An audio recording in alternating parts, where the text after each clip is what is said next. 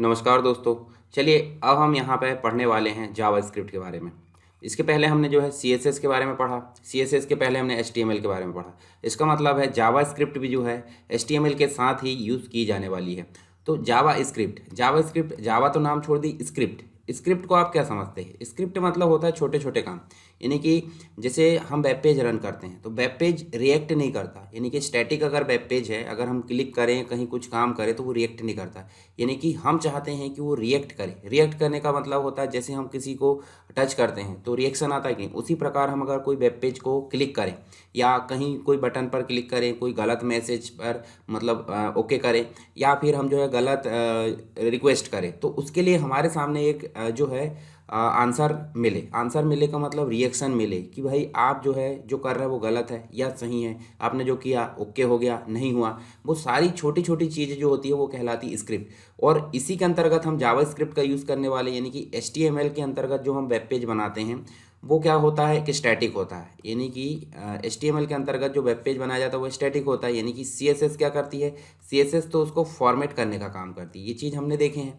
परंतु अगर static web page को हमको डायनेमिक बनाना है, स्टैटिक वेब पेज को हमको डायनेमिक बनाना है तो किसकी ज़रूरत पड़ेगी? जावास्क्रिप्ट की ज़रूरत पड़ेगी। जावास्क्रिप्ट एक प्रकार की स्क्रिप्टिंग लैंग्वेज है जिसका उपयोग एचटीएमएल में छोटे छोटे स्क्रिप्ट को लिखने के लिए किया जाता है। और हम जो है उसमें बहुत सारे काम कर सकते हैं। मतलब जो छोटे छोटे काम होते हैं जैसे कि कोई चीज़ को प्रिंट कराना है डायरेक्ट, या कोई छोटे छोटे नंबर को जोड़ना है, या फिर हम जो है अलर्ट मैसेज शो कराना चाहते हैं, प्रॉम्प्ट इनपुट लेना चाहते हैं, ये सारे छोटे छोटे काम किसके माध्यम से किए जाते हैं? जावास्क्रिप्ट के माध्यम से। तो हम सिंपल बोल सकते हैं इसका उपयोग जो है एचटीएमएल के वेब पेज के अंतर्गत ही किया जाता है, सेपरेट नहीं किया जाता है। तो चलिए देखते हैं यहाँ पे। यहाँ देखिए एचटीएमएल की अगर बात करूँ मैं, तो अगर कोई स्माइली की बात करें, स्माइली यहाँ पे हम देखते हैं। स्माइली मतलब आप देखते हैं जो आप भेजते हो एसएमएस में, व्हाट्सएप में, जो भी है दुनिया भर में आप भेजते रहते हो उसे स्माइली बोलते हैं। ठीक है, जो इस प्रकार का इमोजी वगैरह। तो अगर हम स्माइली बनाना चाहते हैं तो स्माइली बनाने के लिए हम जो कोड लिखेंगे एचटीएमएल में, उससे सिर्फ इस प्रकार की स्माइली बनेगी। इसका मतलब एक स्ट्रक्चर बनता है। मतलब एक जो स्ट्रक्चर है वो किससे बनता है? वो एचटीएमएल से बनता है। यदि मान लो स्माइली सही रूप से दिखना चाहिए उसके लिए कौन जिम्मेदार होता है? उसके लिए सीएसएस होता है। सीएसएस के बारे में हमने इसके पहले पढ़े हैं। अब आपको ये भी पता है कि हमने एचटीएमएल के साथ में सीएसएस फॉर्मेटिंग के लिए यूज़ की हैं। पर जावास्क्रिप्ट क्यों यूज़ करते हैं? जावास्क्रिप्ट इसलिए यूज़ करते हैं क्योंकि जो स्माइली है वो यहाँ पे वर्क करे। जैसे हम कोई स्माइली का गेम खेलना चाहते हैं तो प्ले अगर करेंगे तो प्ले करने पे काम करना चाहिए। देखो अप डाउन लेफ्ट राइट जो भी है, प्रीवियस नेक्स्ट जो भी हम करना चाहते हैं वो सारी चीज़ें कौन करेगा? वो करेगा जावास्क्रिप्ट। यानी कि एचटीएमएल ने स्ट्रक्चर बना दिया, सीएसएस ने उसको फॉर्मेट कर दिया और जावास्क्रिप्ट ने उसको जो है डायनेमिक बना दिया। तो आपको जावास्क्रिप्ट का बेसिक कॉन्सेप्ट समझ में आ गया होगी कि जावास्क्रिप्ट करता क्या है। ठीक है, चलिए हम आगे चलते हैं। हम यहाँ पे देखिए ये स्ट्रक्चर मैं पहले बता चुका हूँ। ये डायग्राम मतलब जो चित्र है, एचटीएमएल ने स्ट्रक्चर तैयार किया। जो रोबोट हम बनाना चाहते हैं उस स्ट्रक्चर को दिखाना कैसे, उसको कौन ने बनाया? उसको बनाया है किसने? सीएसएस ने। अपीयरेंस कैसा होगा या किस प्रकार का प्रेजेंटेशन होगा वो कौन तैयार करेगा? सीएसएस। और जब प्रेजेंटेशन बन गया है तो वो काम क्या करेगा, कैसे करेगा, वो सारी चीज़ें डिपेंड करती है जावास्क्रिप्ट पे। यानी कि डायनेमिक या एक्शन करना चाहिए उसके लिए कौन जिम्मेदार होता है? जावास्क्रिप्ट। तो तीनों चीज़ हम समझे। एचटीएमएल ने स्ट्रक्चर बनाया, सीएसएस ने उसको फॉर्मेट कर दिया और जावास्क्रिप्ट ने उसको डायनेमिक बना दिया। यानी कि रन टाइम पे अगर वो काम करेगा तो किसके थ्रू करेगा? जावास्क्रिप्ट के थ्रू करेगा। चलिए आगे चलते हैं। इंट्रोडक्शन हमने बेसिक रूप से जान ली है, परंतु हम यहाँ थोड़ा सा और देख लेते हैं। जैसे जावास्क्रिप्ट जो है एक प्रकार की ऐसी लैंग्वेज है जो कि क्लाइंट साइड लैंग्वेज है। क्लाइंट साइड का मतलब क्या होता है? देखिए जब हम इंटरनेट चलाते हैं तो हमारे हाथ में सिर्फ ब्राउज़र होता है। क्या होता है? ब्राउज़र। इसका मतलब है कि अगर हमको कोई चीज़ रन कराना है या फिर जावास्क्रिप्ट की बात करें तो वो कहाँ पर रन होगी? ब्राउज़र में। और ब्राउज़र किसके अंडर रहता है? क्लाइंट के। अगर वो सर्वर पर रन होती, सर्वर मतलब डेस्टिनेशन पे, तो वो किस प्रकार की लैंग्वेज कहलाती? Server side language. परंतु ये रन होती है क्लाइंट साइड में, इसलिए इसको क्लाइंट साइड लैंग्वेज बोला जाता है। यानी कि ब्राउज़र पर ही रन होगी। ज़्यादातर ब्राउज़र जावास्क्रिप्ट इनेबल होती है। इनेबल का मतलब होता है उसमें ऑटोमेटिक रन हो जाती है, परंतु कुछ ब्राउज़र में जो है क्या करना पड़ता है? उसको इनेबल करना होता है। हालांकि अभी लेटेस्ट में जितने भी ब्राउज़र आ रहा है जैसे गूगल क्रोम है, माइक्रोसॉफ्ट एज है, ठीक है, इंटरनेट एक्सप्लोरर तो आउटडेटेड हो गया, यानी कि उसको बंद कर दिया गया है। उसके बाद हम देखें मोजिला फायरफॉक्स है, ये सभी ब्राउज़र में जावास्क्रिप्ट आपको ऑलरेडी इनेबल नज़र आती है। और इसका उपयोग एचटीएमएल के साथ में किया जाता है। एचटीएमएल हमने पढ़ ली है, हाइपर टेक्स्ट मार्कअप लैंग्वेज, जिसका उपयोग वेब पेज के स्ट्रक्चर को बनाने के लिए किया जाता है। फिर जावास्क्रिप्ट लाइट वेटेड है, यानी कि लाइट वेटेड का मतलब बहुत ही हल्की है, छोटी छोटी स्क्रिप्टिंग लिखते हैं कि नहीं हम, छोटी छोटी स्क्रिप्टिंग, उसके लिए यहाँ पे जावास्क्रिप्ट का यूज़ किया जाता है। आविष्कारक जो है, एक आविष्कार किसने किया है, ब्रेंडन ईच ने 1995 में इसका आविष्कार किया जावास्क्रिप्ट का। और जावा जो लैंग्वेज है, जावा प्रोग्रामिंग लैंग्वेज से प्रेरित है। आपको पता है जावा एक प्रकार की गेमिंग लैंग्वेज है, यानी कि गेम जैसे रिमोट कंट्रोल है, गेम जितने भी बनते हैं, एप्लेट्स, इंटरनेट पे छोटे छोटे जो प्रोग्राम रन होते हैं वो किसके थ्रू रन होते हैं, जावा प्रोग्रामिंग लैंग्वेज। और जावा प्रोग्रामिंग लैंग्वेज से ही प्रेरित कौन सी है, जावा स्क्रिप्ट है। ठीक है, मतलब उसी का एक छोटा सा भाग मान सकते हैं। जावा स्क्रिप्ट का पहले जो नाम था मार्क एंडरसन के द्वारा मोचा रखा गया था। क्या रखा गया था, मोचा। बाद में जो है देखिए, जो नेटस्केप नेविगेटर आया था, नेटस्केप मतलब जो आप बोल सकते हैं ब्राउज़र था, नेटस्केप नेविगेटर, उसके जो फाउंडर थे, ठीक है, मतलब जो मार्क एंडरसन है, इन्होंने नेटस्केप को फाउंड किया था। नेटस्केप मतलब जो कंपनी है जिनने नेटस्केप नेविगेटर ब्राउज़र बनाया था, इसी साल उन्होंने इसका नाम जो है लाइव स्क्रिप्ट रख दिया। अब लाइव स्क्रिप्ट क्यों रखा, क्योंकि ये डायनेमिक रूप से काम करती थी। डायनेमिक मतलब एक्शन बनाने के लिए काम करती थी, एक्शन कैसे करे वेब पेज, उसके लिए काम करती थी, इसलिए इसको लाइव स्क्रिप्ट नाम दे दिया गया। धीरे धीरे चल के दिसंबर 1995 में सन माइक्रो सिस्टम क्या है, सन माइक्रो सिस्टम जावा जो प्रोग्रामिंग लैंग्वेज है इसको बनाया है। ठीक है, उसके द्वारा सन माइक्रो सिस्टम के द्वारा लाइव स्क्रिप्ट का नाम बदलकर जावा स्क्रिप्ट कर दिया गया है। तो इस प्रकार आपको जावा लैंग्वेज का नाम देखने को मिलता है, जावा स्क्रिप्ट लैंग्वेज का नाम देखने को मिलता है। यहाँ धीरे धीरे जो है इसका इस्तेमाल वेब डेवलपमेंट के लिए, यानी कि HTML के साथ में उपयोग होने लगा। साथ ही हम देख सकते हैं HTML के कोड के बिना जावा स्क्रिप्ट उपयोग करना मतलब एक प्रकार से असंभव मान सकते हैं। इसके अलावा हम देखें तो नॉर्मल वेब ब्राउज़र में इसको रन किया जा सकता है, जैसे इनेबल करना पड़ता है, परंतु ऑलरेडी इनेबल भी होते हैं, अभी मैंने बता दिया आपको। तो देखिए यहाँ पे आपको जावा स्क्रिप्ट के जो है प्रकार देखने को मिलते हैं, जैसे core JavaScript, client side JavaScript और सर्वर साइड जावा स्क्रिप्ट। इनको जान लेते हैं हम यहाँ पे। उसके पहले मैं आपको यहाँ सिंटेक्स बताता हूँ। चलिए, सिंटेक्स क्या है। सिंटेक्स के लिए आपको HTML के अंतर्गत आपको कहाँ लिखना पड़ता है, 3 जगह उसका उपयोग कर सकते हैं। कोई हेड सेक्शन में, एक बॉडी सेक्शन में, और तीसरा जो है एक्सटर्नल का मतलब जैसे CSS आपने पढ़ी कि नहीं, CSS मतलब एक अलग से फाइल बनती थी .css की, उसको लिंक के माध्यम से हम जोड़ते थे। यहाँ पे एक्सटर्नल फाइल बनेगी, उसको जावास्क्रिप्ट के अंतर्गत ही SRC के अंतर्गत जोड़ा जाता है, तो उसे एक्सटर्नल फाइल बोलते हैं। .js के नाम से ये बनती है।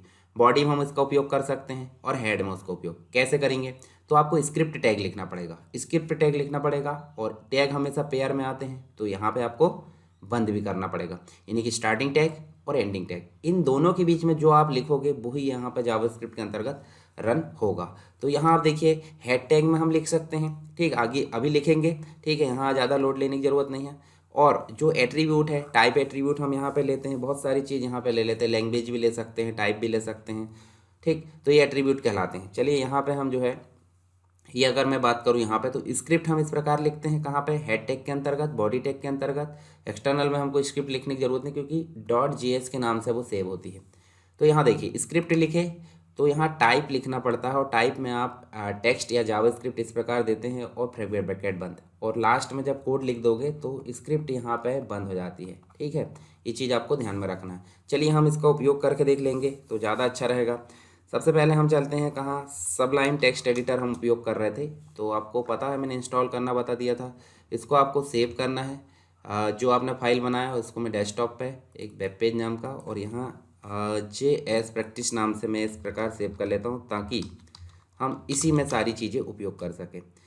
अच्छा, जब भी फाइल आप सेव होगी, यानी कि जब भी आप जावास्क्रिप्ट का उपयोग करोगे तो .html से ही फाइल सेव करोगे, ध्यान रखना ये चीज़, क्योंकि HTML कोड के अंदर ही हम जो है जावास्क्रिप्ट के कोड को लिखते हैं। तो आपको पता चल गया, जावास्क्रिप्ट जो फाइल है जब भी हम सेव करेंगे, यानी HTML वेब पेज बनाएंगे पहले, तो HTML वेब पेज बनाएंगे, सिंपल सी बात, .html से सेव करेंगे, तो हमने .html से इसको सेव कर दिए, और यहाँ हम जो है HTML का बेसिक कोड यहाँ एंटर कर लेते हैं। तो बेसिक कोड हमारे यहाँ पे आ चुका है, ठीक है, और यहाँ टाइटल के अंतर्गत क्या दे देते हैं, JS प्रैक्टिस दे देते हैं, ये हमने दे दी JS प्रैक्टिस, ठीक। उसके बाद आपका जो बेसिक टैग है, अगर मैं इसको रन करता हूँ, जैसे मैं राइट क्लिक करके ओपन इन ब्राउज़र में जाता हूँ, और यहाँ देखिए आपको कुछ भी नहीं दिख रहा, ब्लैंक दिख रहा। क्यों दिख रहा ब्लैंक, क्योंकि हाँ यहाँ हमने देखिए बॉडी टैग में कुछ भी नहीं दिया है। तो आपको सिंपल पहले बॉडी टैग में उपयोग करना होगा। तो मैंने बताया स्क्रिप्ट इस प्रकार से, देखिए स्क्रिप्ट आप उपयोग करोगे तो देखिए ये ऑटोमेटिक आ गया है। कैसे, ये देखिए यहाँ पे आप देख सकते हैं, बड़ा कर देता हूँ थोड़ा, स्क्रिप्ट आ गया, टाइप उसका एट्रीब्यूट आ गया, टाइप में देखिए ऑटोमेटिक ये आ गया। अगर आप जो है नोटपैड सिंपल यूज़ करते हो, नोटपैड प्लस प्लस उपयोग करते हो, तो यहाँ आपको लिखना पड़ेगा। ये सबलाइन मैंने इसलिए यूज़ किया हूँ क्योंकि हमारा काम आसान हो जाता है। ठीक, इसके पहले मैंने नोटपैड बताया था, नोटपैड प्लस प्लस भी बताया, अभी हम सबलाइन यूज़ कर रहे हैं। तो स्क्रिप्ट हमने यूज़ करे, टाइप, और ये देखिए बंद भी हो गया। अब इसके अंदर हमको लिखना क्या है, कुछ चीज़ें होती है, कुछ ऑब्जेक्ट होते हैं, जैसे कि डॉक्यूमेंट डॉट राइट, ये प्रिंट करने का काम करता है। अलर्ट मतलब एक प्रकार से अलर्ट मैसेज शो करता है, प्रॉम्प्ट शो करता है। ठीक है, तो ये सारी चीज़ें हम यहाँ पे उपयोग करेंगे। तो हम अभी सिंपल लिख लेते हैं डॉक्यूमेंट डॉट राइट, ये हमने डॉक्यूमेंट डॉट राइट लिखे, और यहाँ अंदर डबल कोट में देना है हेलो SSW। ठीक है, और लास्ट में आपको सेमीकोलन लगाना। ये चीज़ आपको ध्यान में रखना, सेमीकोलन का मतलब होता है कि जो लाइन हम लिख रहे थे वो टर्मिनेट हो चुकी है। टर्मिनेट का मतलब ये लाइन का काम एंड हो चुका है, इसलिए यहाँ पे सेमीकोलन लगाया जाता है। और जावास्क्रिप्ट एक प्रकार की केस सेंसिटिव लैंग्वेज है। केस सेंसिटिव का मतलब जब हम कोई वेरिएबल लेते हैं, तो अगर वेरिएबल ए कैपिटल लिया गया है तो उसका काम अलग होगा, और स्मॉल ए लिया गया है तो उसका काम अलग होगा। ठीक है, तो ध्यान रखना ये चीज़ आपको, आगे हम और पढ़ेंगे इसके बारे में। अब सिंपल हम अगर इसको ओपन इन ब्राउज़र करते हैं तो आप ध्यान से देखिए हेलो SSW कैसे आया। स्क्रिप्ट हमने लिए हैं, स्क्रिप्ट बंद कर दिए, बीच में हमने कोई चीज़ अगर प्रिंट कराना था, हमने डॉक्यूमेंट डॉट राइट, और ब्रैकेट में हमने जो हमको स्ट्रिंग प्रिंट कराना है वो है हमारे अनुसार, यानी कि हम कुछ भी प्रिंट करा सकते हैं, तो उसको हम डबल कोट में लिख सकते हैं। यदि हम चाहते हैं यहाँ वेरिएबल का आंसर प्रिंट हो तो हम विदाउट डबल कोट के लिखना पड़ता। ठीक है, तो वो चीज़ हम आगे देखेंगे। तो ये चीज़ आपको पता चली, हेलो SSW आप और लिख सकते हैं। ठीक है, ये देखिए इस प्रकार से मैंने लिख दिया, और यहाँ रिफ्रेश कर देते, देखिए हेलो SSW एजुकेशन। तो आपको समझ में आया, हमने बॉडी के अंदर इसका उपयोग किए हैं, बॉडी के अंदर। पर यदि हम यहाँ पे किसका उपयोग करते हैं, हेड का, तो हेड में भी हम इसका उपयोग कर सकते हैं। हेड में कैसे उपयोग कर सकते हैं, चलिए यहाँ पे स्क्रिप्ट लेते हैं। तो स्क्रिप्ट हमने ले लिए, और यहाँ हम जो है क्या दे देते हैं, VAR, यहाँ दे देते हैं वेरिएबल ले लेते हैं एक ठो, और 10 दे देते हैं। मतलब ये यहाँ हम दे देते हैं क्या, 12, और VAR हम दे देते हैं क्या, अच्छा सॉरी, VAR A दे देते हैं, वेरिएबल का नाम दोगे ना, अभी हम वेरिएबल के बारे में पढ़ेंगे। VAR हम दे देते हैं 10, और VAR C दे देते हैं, और यहाँ पे हम जो है क्या करते हैं, C में हम जो है A प्लस B कर देते हैं। ठीक, अब देखिए यहाँ हमने जावास्क्रिप्ट में क्या लिए हैं, VAR हमने दिए हैं, और अगर हम यहाँ पे प्रिंट करना चाहते हैं C की वैल्यू अभी देखिए यहाँ पे C में क्या आ गया होगा, 10 और 12 का टोटल आ गया होगा। तो यहाँ पे हम जो है क्या ले लेते हैं, वैल्यू ऑफ C, और यहाँ हम जो है प्लस लगाएंगे, यहाँ पे हम क्या लगा देंगे, इक्वल, और यहाँ, और इसके बाद यहाँ पे लगाएंगे प्लस और C लिख देंगे। चलिए यहाँ पे हम जो है इसको रन करके देखते हैं काम करता है कि नहीं हमारा। देखिए वैल्यू ऑफ C कहाँ से आया है, आप देखिए ध्यान से, हमने हेड के अंदर स्क्रिप्ट उपयोग करे, यहाँ थोड़ा काम कर लिए, थोड़ा काम हमने यहाँ कर लिए। ठीक है, तो हमने देखिए एक तो हमने हेड के अंदर भी उपयोग करे, और एक तो हमने बॉडी के अंदर भी। फंक्शन बनाना भी देखेंगे, फंक्शन क्या होता है वो चीज़ हम एकदम से अभी नहीं देखते हैं। तो आपको ये चीज़ समझ में आ गई होगी कि हम हेड में भी इसका उपयोग कर सकते हैं और बॉडी में भी इसका उपयोग कर सकते हैं। यदि मान लो मैं अलग से एक फाइल बनाकर दिखाऊं आपको, अलग से फाइल मतलब यहाँ न्यू फाइल करते हैं, इसको आप सेव कर लो। सेव कैसे कर लो, एक्सटर्नल JS इस प्रकार से हमने इसको सेव करे, और यहाँ हम लिख देते हैं क्या, A वेरिएबल X बराबर हम दे देते हैं 20, और वेरिएबल Y बराबर दे देते हैं हम 30, और वेरिएबल Z बराबर दे देते हैं X प्लस Y। ठीक है, अब ध्यान से देखिए, जो Z है वो Z कब काम करेगा, जब इस एक्सटर्नल JS फाइल को हम कहाँ यूज़ करेंगे, इसके अंदर। तो जैसे हम यहाँ देखिए, आपको ये दिया हेड के अंदर क्या दिया, हमने लिए थे स्क्रिप्ट, टाइप, टेक्स्ट और जावास्क्रिप्ट। इसी के जस्ट साइड में आपको SRC लेना है, और SRC लेने के बाद यहाँ देना है क्या, उस फाइल का नाम जो हमने अभी बनाया है, एक्सटर्नल JS.js। इसका मतलब है कि हम जो फाइल यहाँ यूज़ कर रहे हैं वो फाइल का काम, मतलब यहाँ देखिए ये वाली जो काम हमने किए हैं वो फाइल यहाँ पे ऑटोमेटिक आ गई है। और अगर हम C की जगह क्या प्रिंट कराते हैं, Z, तो आप देखोगे क्या किसकी वैल्यू आएगी। देखिए सी की वैल्यू क्या आई थी 10 और 12 मिलाकर 22, जबकि जेड की वैल्यू क्या आना चाहिए 20 और 30 मिलाकर 50। तो आप देखिए जेएस एक्सटर्नल जेएस काम करता है कि नहीं, ध्यान से देखिए काम किया। इसका मतलब है कि हम इंटरनल में दो चीज़ उपयोग कर सकते हैं, एक तो बॉडी में और एक हेड में। और एक्सटर्नल में हम अलग से एक फाइल बनाए .js नाम से, उसको सेव किए, और हेड में उसको कॉल कर लिए src के नाम से। देखिए ये देखिए src के नाम से इसको कॉल करें कि नहीं हमने। अच्छा, एक्सटर्नल फाइल आपकी वहीं सेव होना चाहिए जहां आपका वेब पेज सेव हुआ हो, तब आप इस प्रकार कॉल कर सकते हैं। परंतु यदि आप दूसरी जगह सेव करते हैं तो उसका पूरा यूआरएल यानी कि पाथ देना होगा। तो आपको बेसिक रूप से 3 जावास्क्रिप्ट के बारे में पता चल गया। जावास्क्रिप्ट 3 मतलब जैसे मान लो हम क्या क्या ले रहे हैं, एक हमने हेड के अंदर लिए, एक बॉडी के अंदर लिए, और एक लिए हमने किसके अंदर, एक लिए हमने एक्सटर्नल फाइल के अंदर। तो सोर्स कोड में देखिए यहाँ पे ये चीज़ तो मैंने बता दी आपको। स्क्रिप्ट टाइप ये चीज़ आप थ्योरी में पढ़ लीजिए, जब मैं नोट्स दे दूंगा। कुछ कोड हम इसमें लिखते हैं जो भी लिखना है, और यहाँ पे हम स्क्रिप्ट को बंद कर देते हैं। ठीक है, ये चीज़ आपको पता चल गई। चलिए हम आगे चलते हैं। हेलो वर्ल्ड का प्रोग्राम हम बना चुके हैं, कैसे बनाते हैं। तो देखिए स्क्रिप्ट लिखते हैं ये, और डॉक्यूमेंट डॉट राइट और हेलो वर्ल्ड, यानी कि इसके अंदर हम कुछ भी लिख सकते हैं। ठीक, ये चीज़ हम प्रैक्टिस कर चुके हैं। अब देखिए HTML tag in document dot right. अब देखिए जैसे हम डॉक्यूमेंट डॉट राइट लिखते हैं ना, अब यहाँ हम उपयोग कर लेते ज़्यादा अच्छा रहेगा। डॉक्यूमेंट डॉट राइट लिखे हमने, तो डॉक्यूमेंट डॉट राइट के अंतर्गत हम जो है ये ऊपर की सारी चीज़ें मैं हटा देता हूँ। अभी क्यों हटा देते हैं, क्योंकि हमको यहाँ पे सिर्फ प्रैक्टिस करना है। तो डॉक्यूमेंट डॉट राइट के अंतर्गत हम क्या लिख रहे थे, यहाँ इस प्रकार लिख रहे थे ना, हेलो वर्ल्ड। हेलो वर्ल्ड लिखे और इसको हम रन कर देते हैं। तो देखिए अभी बोल्ड आ रहा है कि नहीं आ रहा। तो इसके जस्ट सामने आप क्या लगा सकते हैं, बोल्ड लगा सकते हैं, ये बी टैग लगा सकते हैं, और यहाँ बी टैग को आप बंद भी कर सकते हैं। ये देखिए बोल्ड हो गया। यदि हम यहाँ H2 कर देते हैं, H2 मतलब होता है हेडिंग 2, तो आप ऐसे जो है HTML टैग का उपयोग भी कर सकते हैं जावास्क्रिप्ट के डॉक्यूमेंट डॉट राइट के अंतर्गत। तो वही बात वहाँ पे बोली गई थी, जैसे हेडिंग 2 कर दिए, देखिए बड़ा हो गया। कलर वगैरह फॉन्ट सब चीज़ निर्धारित कर सकते हैं आप यहाँ पे। चलिए आगे चलते हैं हम यहाँ पे।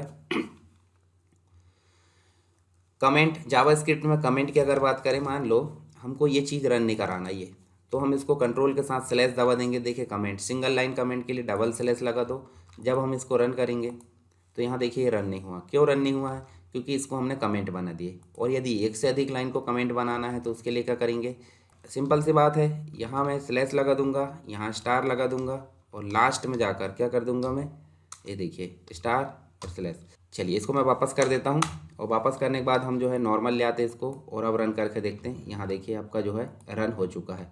तो आप कमेंट का उपयोग कर सकते हैं। कमेंट मतलब जिस कोड को आपको रन नहीं कराना है, यानी कि ब्राउज़र के द्वारा इग्नोर किया जाना है, उसको हम क्या करेंगे, कमेंट में दे देंगे। तो सिंगल लाइन कमेंट इस प्रकार देते हैं, मल्टी लाइन कमेंट इस प्रकार देते हैं।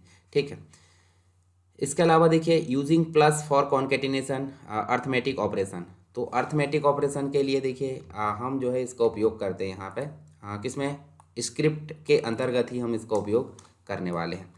तो हम यहाँ डॉक्यूमेंट डॉट राइट तो लिखा ही हुआ हमारा, इसको हम हटा देते हैं यहाँ पे, और ये इसमें ला लेते हैं। जैसे मान लो 1+2+ डबल कोट के अंदर हम दे देते 3 और +4 कर देते। इसका आंसर क्या आएगा बताइए मुझे। देखिए 2 और +3 मतलब 1+2 क्या हो जाएगा 3।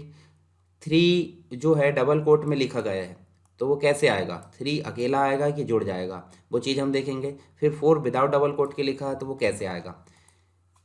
चलिए इसको रन करो। जैसे 1 और 2 क्या हो जाएगा, 3 हो जाएगा। 3 डबल कोट में लिखा तो 3 का 3 आ जाएगा, नहीं 3 3।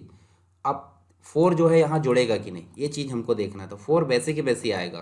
क्यों आएगा, क्योंकि देखिए 1 और 2 क्या हो गया, 3 हो गया। 3 डबल कोट में लिखा था वो भी आ गया, और 4 यानी कि डबल कोट जहाँ से लग जाता है उसके बाद नंबर जुड़ते नहीं हैं, सेम टू सेम आते हैं। जैसे मान लो अगर मैं यहाँ पे ये लिख देता हूँ, और यहाँ मैं लगा देता हूँ डबल कोट 2 के बाद, मतलब 2 में 1 तो 1 आएगा। 2 में क्या होगा, 2 जैसे कि वैसे आएगा डबल कोट में। 3 और 4 जो है 7 हो जाना चाहिए, पर ऐसा होता है कि नहीं होता है। तो वो देखिए आपको नहीं दिख रहा, क्यों, क्योंकि डबल कोट जहाँ से शुरू हुआ वहाँ से जुड़ना बंद हो जाते हैं। तो प्लस ऑपरेटर जो है कब काम करेगा, जब डबल कोट नहीं है। नहीं तो जैसे कि वैसे, यानी कि डबल कोट लगा दी तो प्लस ऑपरेटर क्या करेगा, उसको स्ट्रिंग के तौर पर जोड़ेगा, और यदि डबल कोट नहीं लगाए हैं तो उसको नंबर के तौर पर जोड़ेगा। तो ये चीज़ आप ध्यान में रख सकते हैं। चलिए हम जो है इसको यूज़ कर चुके हैं, मतलब जो कुछ और पढ़ लेते हैं हम यहाँ पे।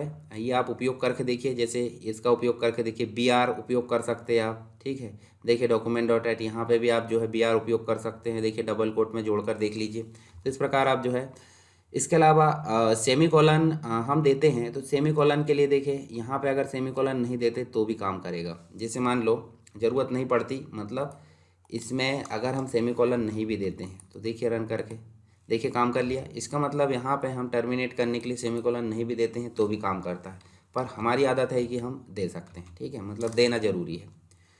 उसके अलावा देखिए कॉमा लगा के देते हैं हम, तो देखिए यहाँ पे इस प्रकार देखिए, यहाँ देख सकते हैं VAR हमने ए दिए और ए लगाकर हम जो है 5 ले लिए, और सेमी कॉलन लगा के बी और उसके बाद 6 ले लिए, यानी कि VAR एक ही बार ली हैं, और डॉक्यूमेंट के साथ ए और बी दोनों को हम जो है प्रिंट कर सकते हैं, ठीक है। तो चलिए यहाँ पे हम जो है क्या देते हैं, जैसे नॉर्मली हम जो है इसको मैं डॉक्यूमेंट डॉट राइट को यहाँ चलिए VAR हमने दे दिए ए, और ए को दे दिए 5, ए को क्या दे दिए 5, सेमी कॉलन लगाए, बी दिए, बी को दे दिए क्या 6, ठीक। उसके बाद हम जो है यहाँ पे एंटर करते हैं और क्या करते हैं, डॉक्यूमेंट डॉट राइट में इसको प्रिंट करके देखते हैं। जैसे डॉक्यूमेंट डॉट राइट में हमने क्या करें, इसको हटा दिए, ठीक है। और चाहे तो आप डायरेक्ट VARC ले लो और सी के अंतर्गत इसको प्रिंट करा सकते हैं, पर हम ऐसा नहीं, हम लिख देते हैं वैल्यू ऑफ ए और इक्वल लगाओ और प्लस लगा के हम दे देते हैं ए की वैल्यू, ठीक है। और फिर प्लस लगाते हैं यहाँ पे और डबल कोट के अंदर लिख देते हैं वैल्यू, यहाँ पे इस पे दे देते थोड़ा सा वैल्यू ऑफ बी और फिर हम यहाँ दे देते इक्वल और फिर प्लस लगाते हैं यहाँ पे और बी दे देते।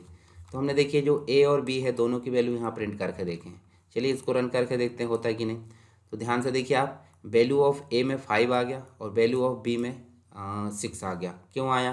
क्योंकि हमने देखिए यहाँ पे दिया था। अगर हम टोटल लाते तो टोटल भी ला सकते थे, ठीक है। यदि हम चाहें यहाँ ब्रेक देना है तो हम जो है यहाँ पे ब्रेक दे सकते हैं। कैसे? आपको प्लस के बाद भी ब्रेक दे सकते हैं, यदि आप चाहे तो यहाँ भी दे सकते हैं BR। जैसे देखिए अभी हम रन करें तो देखिए दूसरी लाइन में आ गया, यानी कि हम जो है डॉक्यूमेंट डॉट राइट जो लिखा है इसके अंदर हम जो है BR टैग का उपयोग कर सकते हैं, ठीक है। चलिए ये तो बेसिक चीज़ हो गई। हम चलते हैं यहाँ पे और केस सेंसिटिव है, यानी कि अगर हम स्मॉल ए लेते हैं तो उसका काम अलग होगा, कैपिटल ए लेते हैं तो उसका काम अलग होगा। दोनों का आप उपयोग करके देखिए, दोनों काम अलग अलग करेंगे। कमेंट्स हमने देख लिए, सिंगल लाइन और मल्टीपल लाइन, ठीक है, ये मल्टीपल लाइन। अब बात करते हैं किसकी, मतलब हम जावास्क्रिप्ट के अंतर्गत वेरिएबल की बात करते हैं। वेरिएबल का मतलब क्या होता है? वेरिएबल का मतलब होता है एक लोकेशन। मान लो एक डिब्बा है जहाँ पे हमने 10 रखे हैं, तो जो डिब्बा है ये इसको बोलते हैं लोकेशन, और लोकेशन का अगर नाम दे देते ए तो इस लोकेशन के नाम को हमने क्या दिए हैं ए, तो इसका नाम हो जाएगा वेरिएबल। यानी कि वेरिएबल हम क्या बोल सकते हैं, एक स्टोरेज एरिया का नाम। यानी कि एक बर्तन होता है कि नहीं, घर में हम बर्तन में कोई ना कोई चीज़ रखते हैं तो उस बर्तन के नाम को हम क्या बोल देंगे, उस बर्तन के नाम को हम बोल देंगे वेरिएबल। उस बर्तन में जो रखा उसको बोलेंगे वैल्यू। यानी कि जो बर्तन में रखी गई, जैसे मान लो कोई मग है, जग है, जग में हमने रख दिया पानी, तो जग का नाम क्या है, जग स्टील का है ना, वो स्टील का बर्तन है, उसका नाम हमने रख दिया जग। तो इसका मतलब है कि ये देखिए हमने जो है यहाँ पे हमने जो है जग रख दिए, ठीक है, ये हमने जग रखे, ठीक। और ये जग जो है इसका नाम क्या हो गया, मान लो इसका नाम हो गया जग, ठीक। और इसमें क्या रख दिए, वाटर। तो वाटर क्या हो गया, वाटर हो गया वैल्यू और जग हो गया उसका वेरिएबल। इसी प्रकार यदि हम कोई डाटा पर कैलकुलेशन करना चाहते हैं कोई वैल्यू पर, तो वैल्यू को कहीं ना कहीं रखना पड़ता है। वैल्यू को हम रखते हैं स्टोरेज एरिया में। कहाँ रखते हैं? स्टोरेज एरिया में। तो उस स्टोरेज एरिया को एक नाम दे देते हैं, उस नाम को हम बोलते हैं वेरिएबल, और जो वैल्यू रखते हैं उसको बोलते हैं वैल्यू, ठीक है। मतलब जो भी डाटा हम रखेंगे उसको बोलेंगे वैल्यू। तो वेरिएबल क्या होता है, ये चीज़ समझने के लिए हम सिंपल देख लेते हैं कि मेमोरी के अंतर्गत एक स्टोरेज एरिया जहाँ पर हम कोई वैल्यू को रखते हैं उसे हम क्या बोलते हैं, वेरिएबल। जैसे ए हो गया, बी हो गया, सी हो गया, और इसके अंदर जो चीज़ रखी जाएगी उसको बोलेंगे वैल्यू। इसी पे कैलकुलेशन होता है, ठीक है। चलिए हम जानते हैं आगे विस्तार से इसके कुछ नियम होते हैं। जैसे हमने यहाँ पे बेसिक रूप से 3 प्रकार की जावास्क्रिप्ट देखें, तो उसमें हमने बेसिक रूप से वहाँ पे वेरिएबल भी देखे थे, VAR करके, क्या देखे थे, VAR, और VAR करके ABC कुछ भी हमने ले लिए थे। तो चलिए यहाँ पे वेरिएबल बनाने के कुछ नियम हैं। जैसे वेरिएबल बनाने के लिए कौन सा कीवर्ड लगता है, VAR। जैसे आप वेरिएबल बनाना चाहते हैं तो VAR लोगे और A ले लेंगे, B ले लेंगे, A से लेकर Z कुछ भी ले सकते हैं, या कैपिटल A से लेकर Z कुछ भी ले सकते हैं। इसके बाद A1 2 3 जो भी हम लेना चाहें। और अगर हम लेना चाहते हैं फर्स्ट नेम, तो यहाँ पे हम जो है अंडरस्कोर का उपयोग करेंगे, स्पेस नहीं देंगे, स्पेशल सिंबल नहीं देंगे। चाहे तो हम डॉलर साइन का उपयोग कर सकते हैं, डॉलर साइन का उपयोग यहाँ पे किया जा सकता है। वेरिएबल की शुरुआत न्यूमेरिक से नहीं होती है, बाद में हम न्यूमेरिक जो है जोड़ सकते हैं। जैसे A1 हो सकता है पर 1A नहीं हो सकता, ठीक है।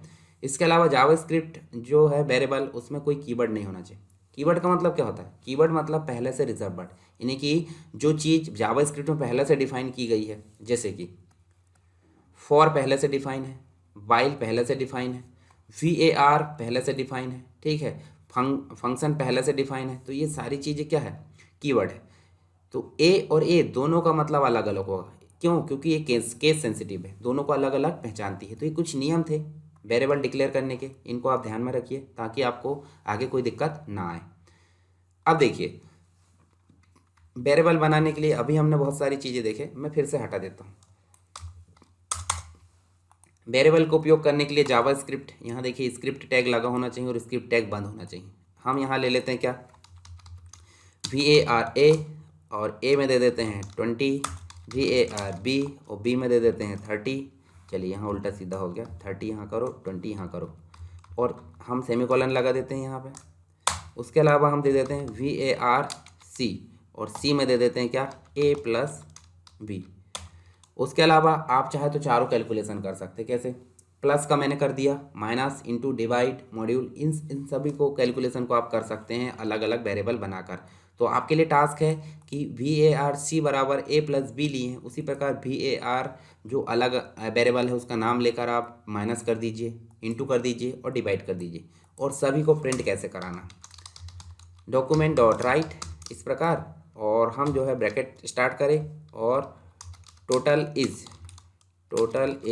हमने इक्वल लगा यहाँ पे और इसको कर दिए डबल कोट में।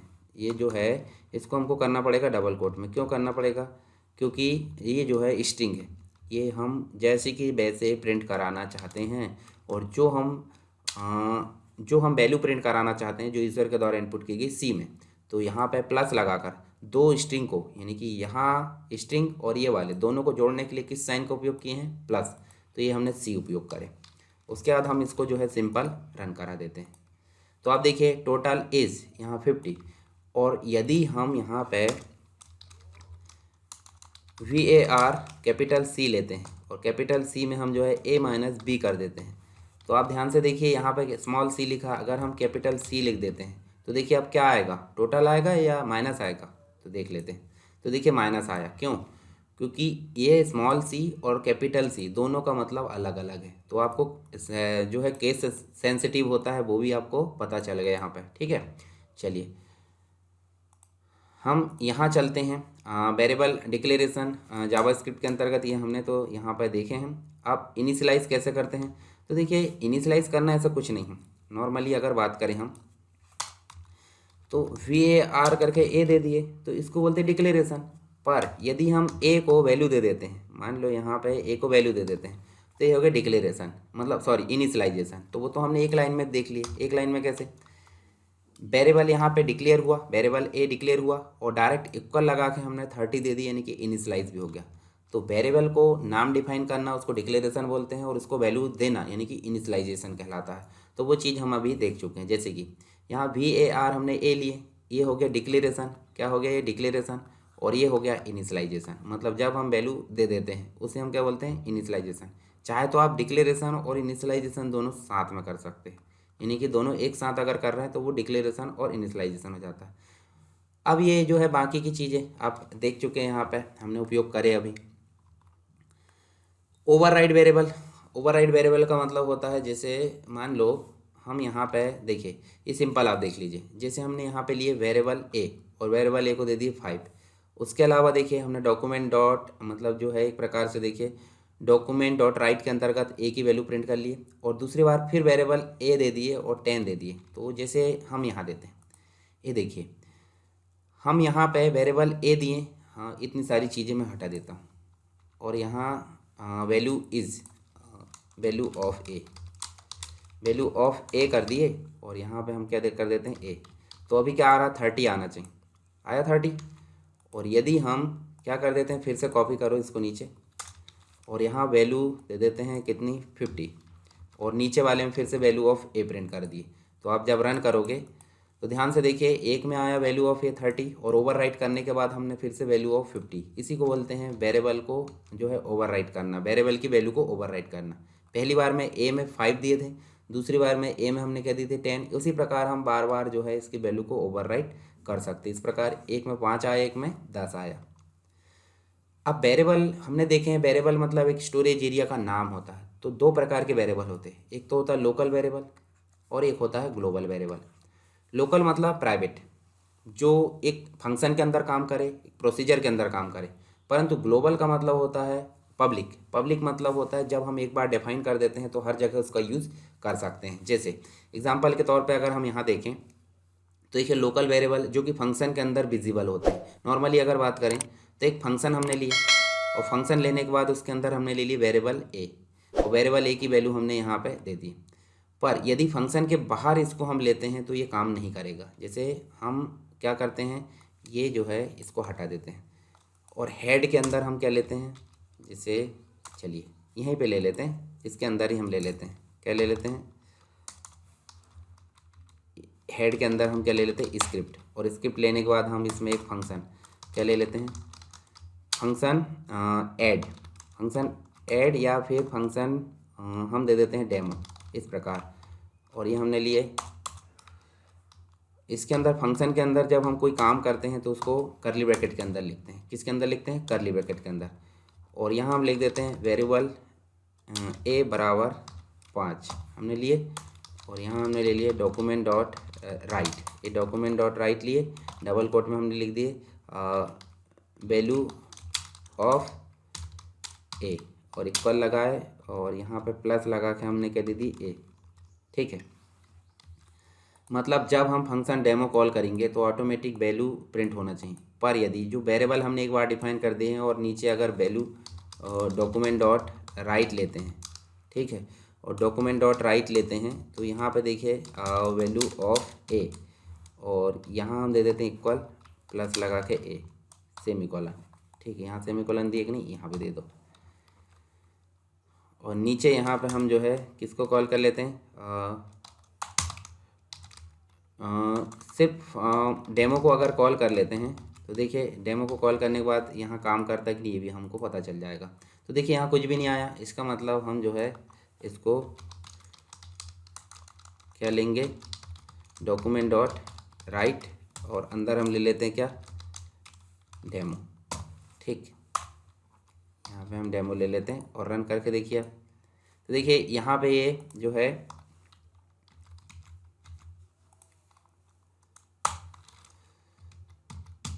फंक्शन में हम जो है यहाँ पे जो फंक्शन हमने दिए हैं, देखिए जो फंक्शन है इसकी वैल्यू को यहाँ पे प्रिंट करना होगा। ठीक है, तो कैसे कर, देखिए यहाँ पे जो हमने वेरिएबल ए लिए इसकी वैल्यू को हमने फंक्शन के अंदर प्रिंट करा दिए ए करके, है ना। और यहाँ देखिए डेमो को हमने डायरेक्टली कहाँ लिख दिए, बॉडी के अंदर स्क्रिप्ट टैग के अंदर। तो जब हम इसको लिख देते हैं डायरेक्टली तो डायरेक्टली ये रन हो जाता है। परंतु यदि हम जो वेरिएबल लिए हैं ये वाला, इस वेरिएबल को अगर इसके बाहर लेते हैं, मतलब स्क्रिप्ट के बाहर अगर हम ले लेते हैं क्या, यहाँ पे डॉक्यूमेंट डॉट राइट, या फिर हम ले लेते हैं जैसे मान लो प्रिंट कराना चाहते हैं वेरिएबल ए की वैल्यू, तो देखिए हम यहाँ पे प्रिंट करा देखते हैं डॉक्यूमेंट डॉट राइट। तो डॉक्यूमेंट डॉट राइट करके हम जो है नॉर्मली ए प्रिंट करा दो। ठीक है, और अब देखिए रन करा के तो देखिए यहाँ कुछ हुआ कि रन नहीं हुआ। इसका मतलब है कि जो वेरिएबल है जो हमने लिए वो फंक्शन के अंदर ही काम करेगा और ऐसे वेरिएबल को लोकल वेरिएबल बोलते हैं। परंतु इसके ऊपर अगर हम एक वेरिएबल ले लेते हैं जैसे वेरिएबल ए, और वेरिएबल ए करके हमने ले लिए 6, ठीक है, और यहाँ इसको हम हटा देते हैं, ठीक है। अब ध्यान से अगर इसको भी हटा देता हूँ मैं, तो ये देखिए वेरिएबल ए लिए हमने 6 और डेमो के अंदर हमने ए की वैल्यू को प्रिंट कराया है। तो अगर हम यहाँ पे सिर्फ डेमो लेते हैं, ये देखिए, और इसको रन कराते हैं, तो फंक्शन की वैल्यू आ गई यहाँ पे, यानी कि वेरिएबल कहाँ लिया गया था, फंक्शन के बाहर, कॉल कहाँ किया गया, फंक्शन के अंदर, और फंक्शन जब रन किया गया तो वैल्यू आ गई। मान लो यदि मैं यहाँ पे क्या ले लेते हैं, डॉक्यूमेंट डॉट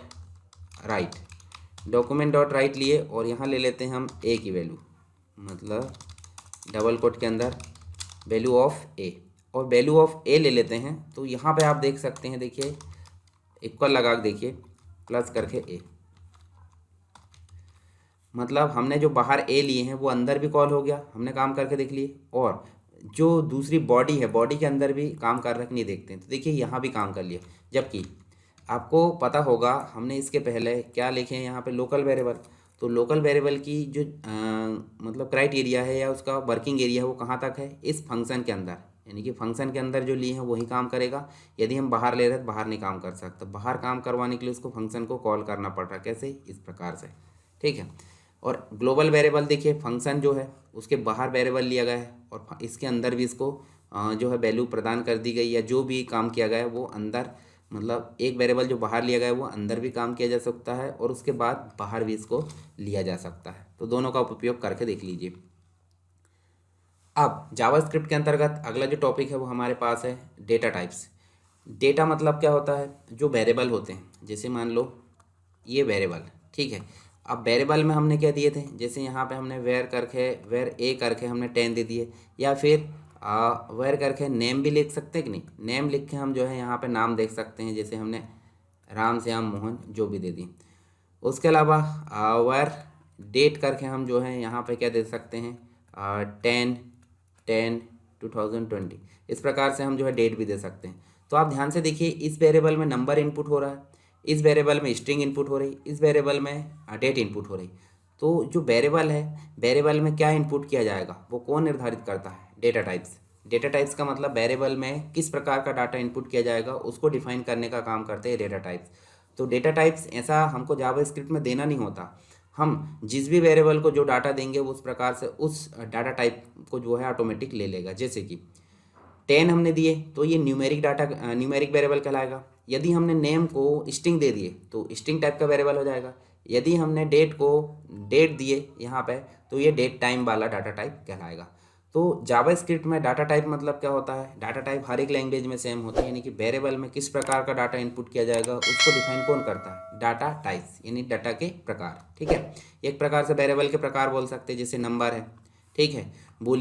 बुलियन मतलब ट्रू और फॉल्स यहाँ पे देता है, जैसे कि आप देख सकते हैं, देखिए एंड और नॉट यहाँ देख सकते हैं, 0 1 में उसको बदल देता है। नंबर में आप देख सकते हैं माइनस प्लस सभी चीज़ें आ जाएगी दशमलव वाली।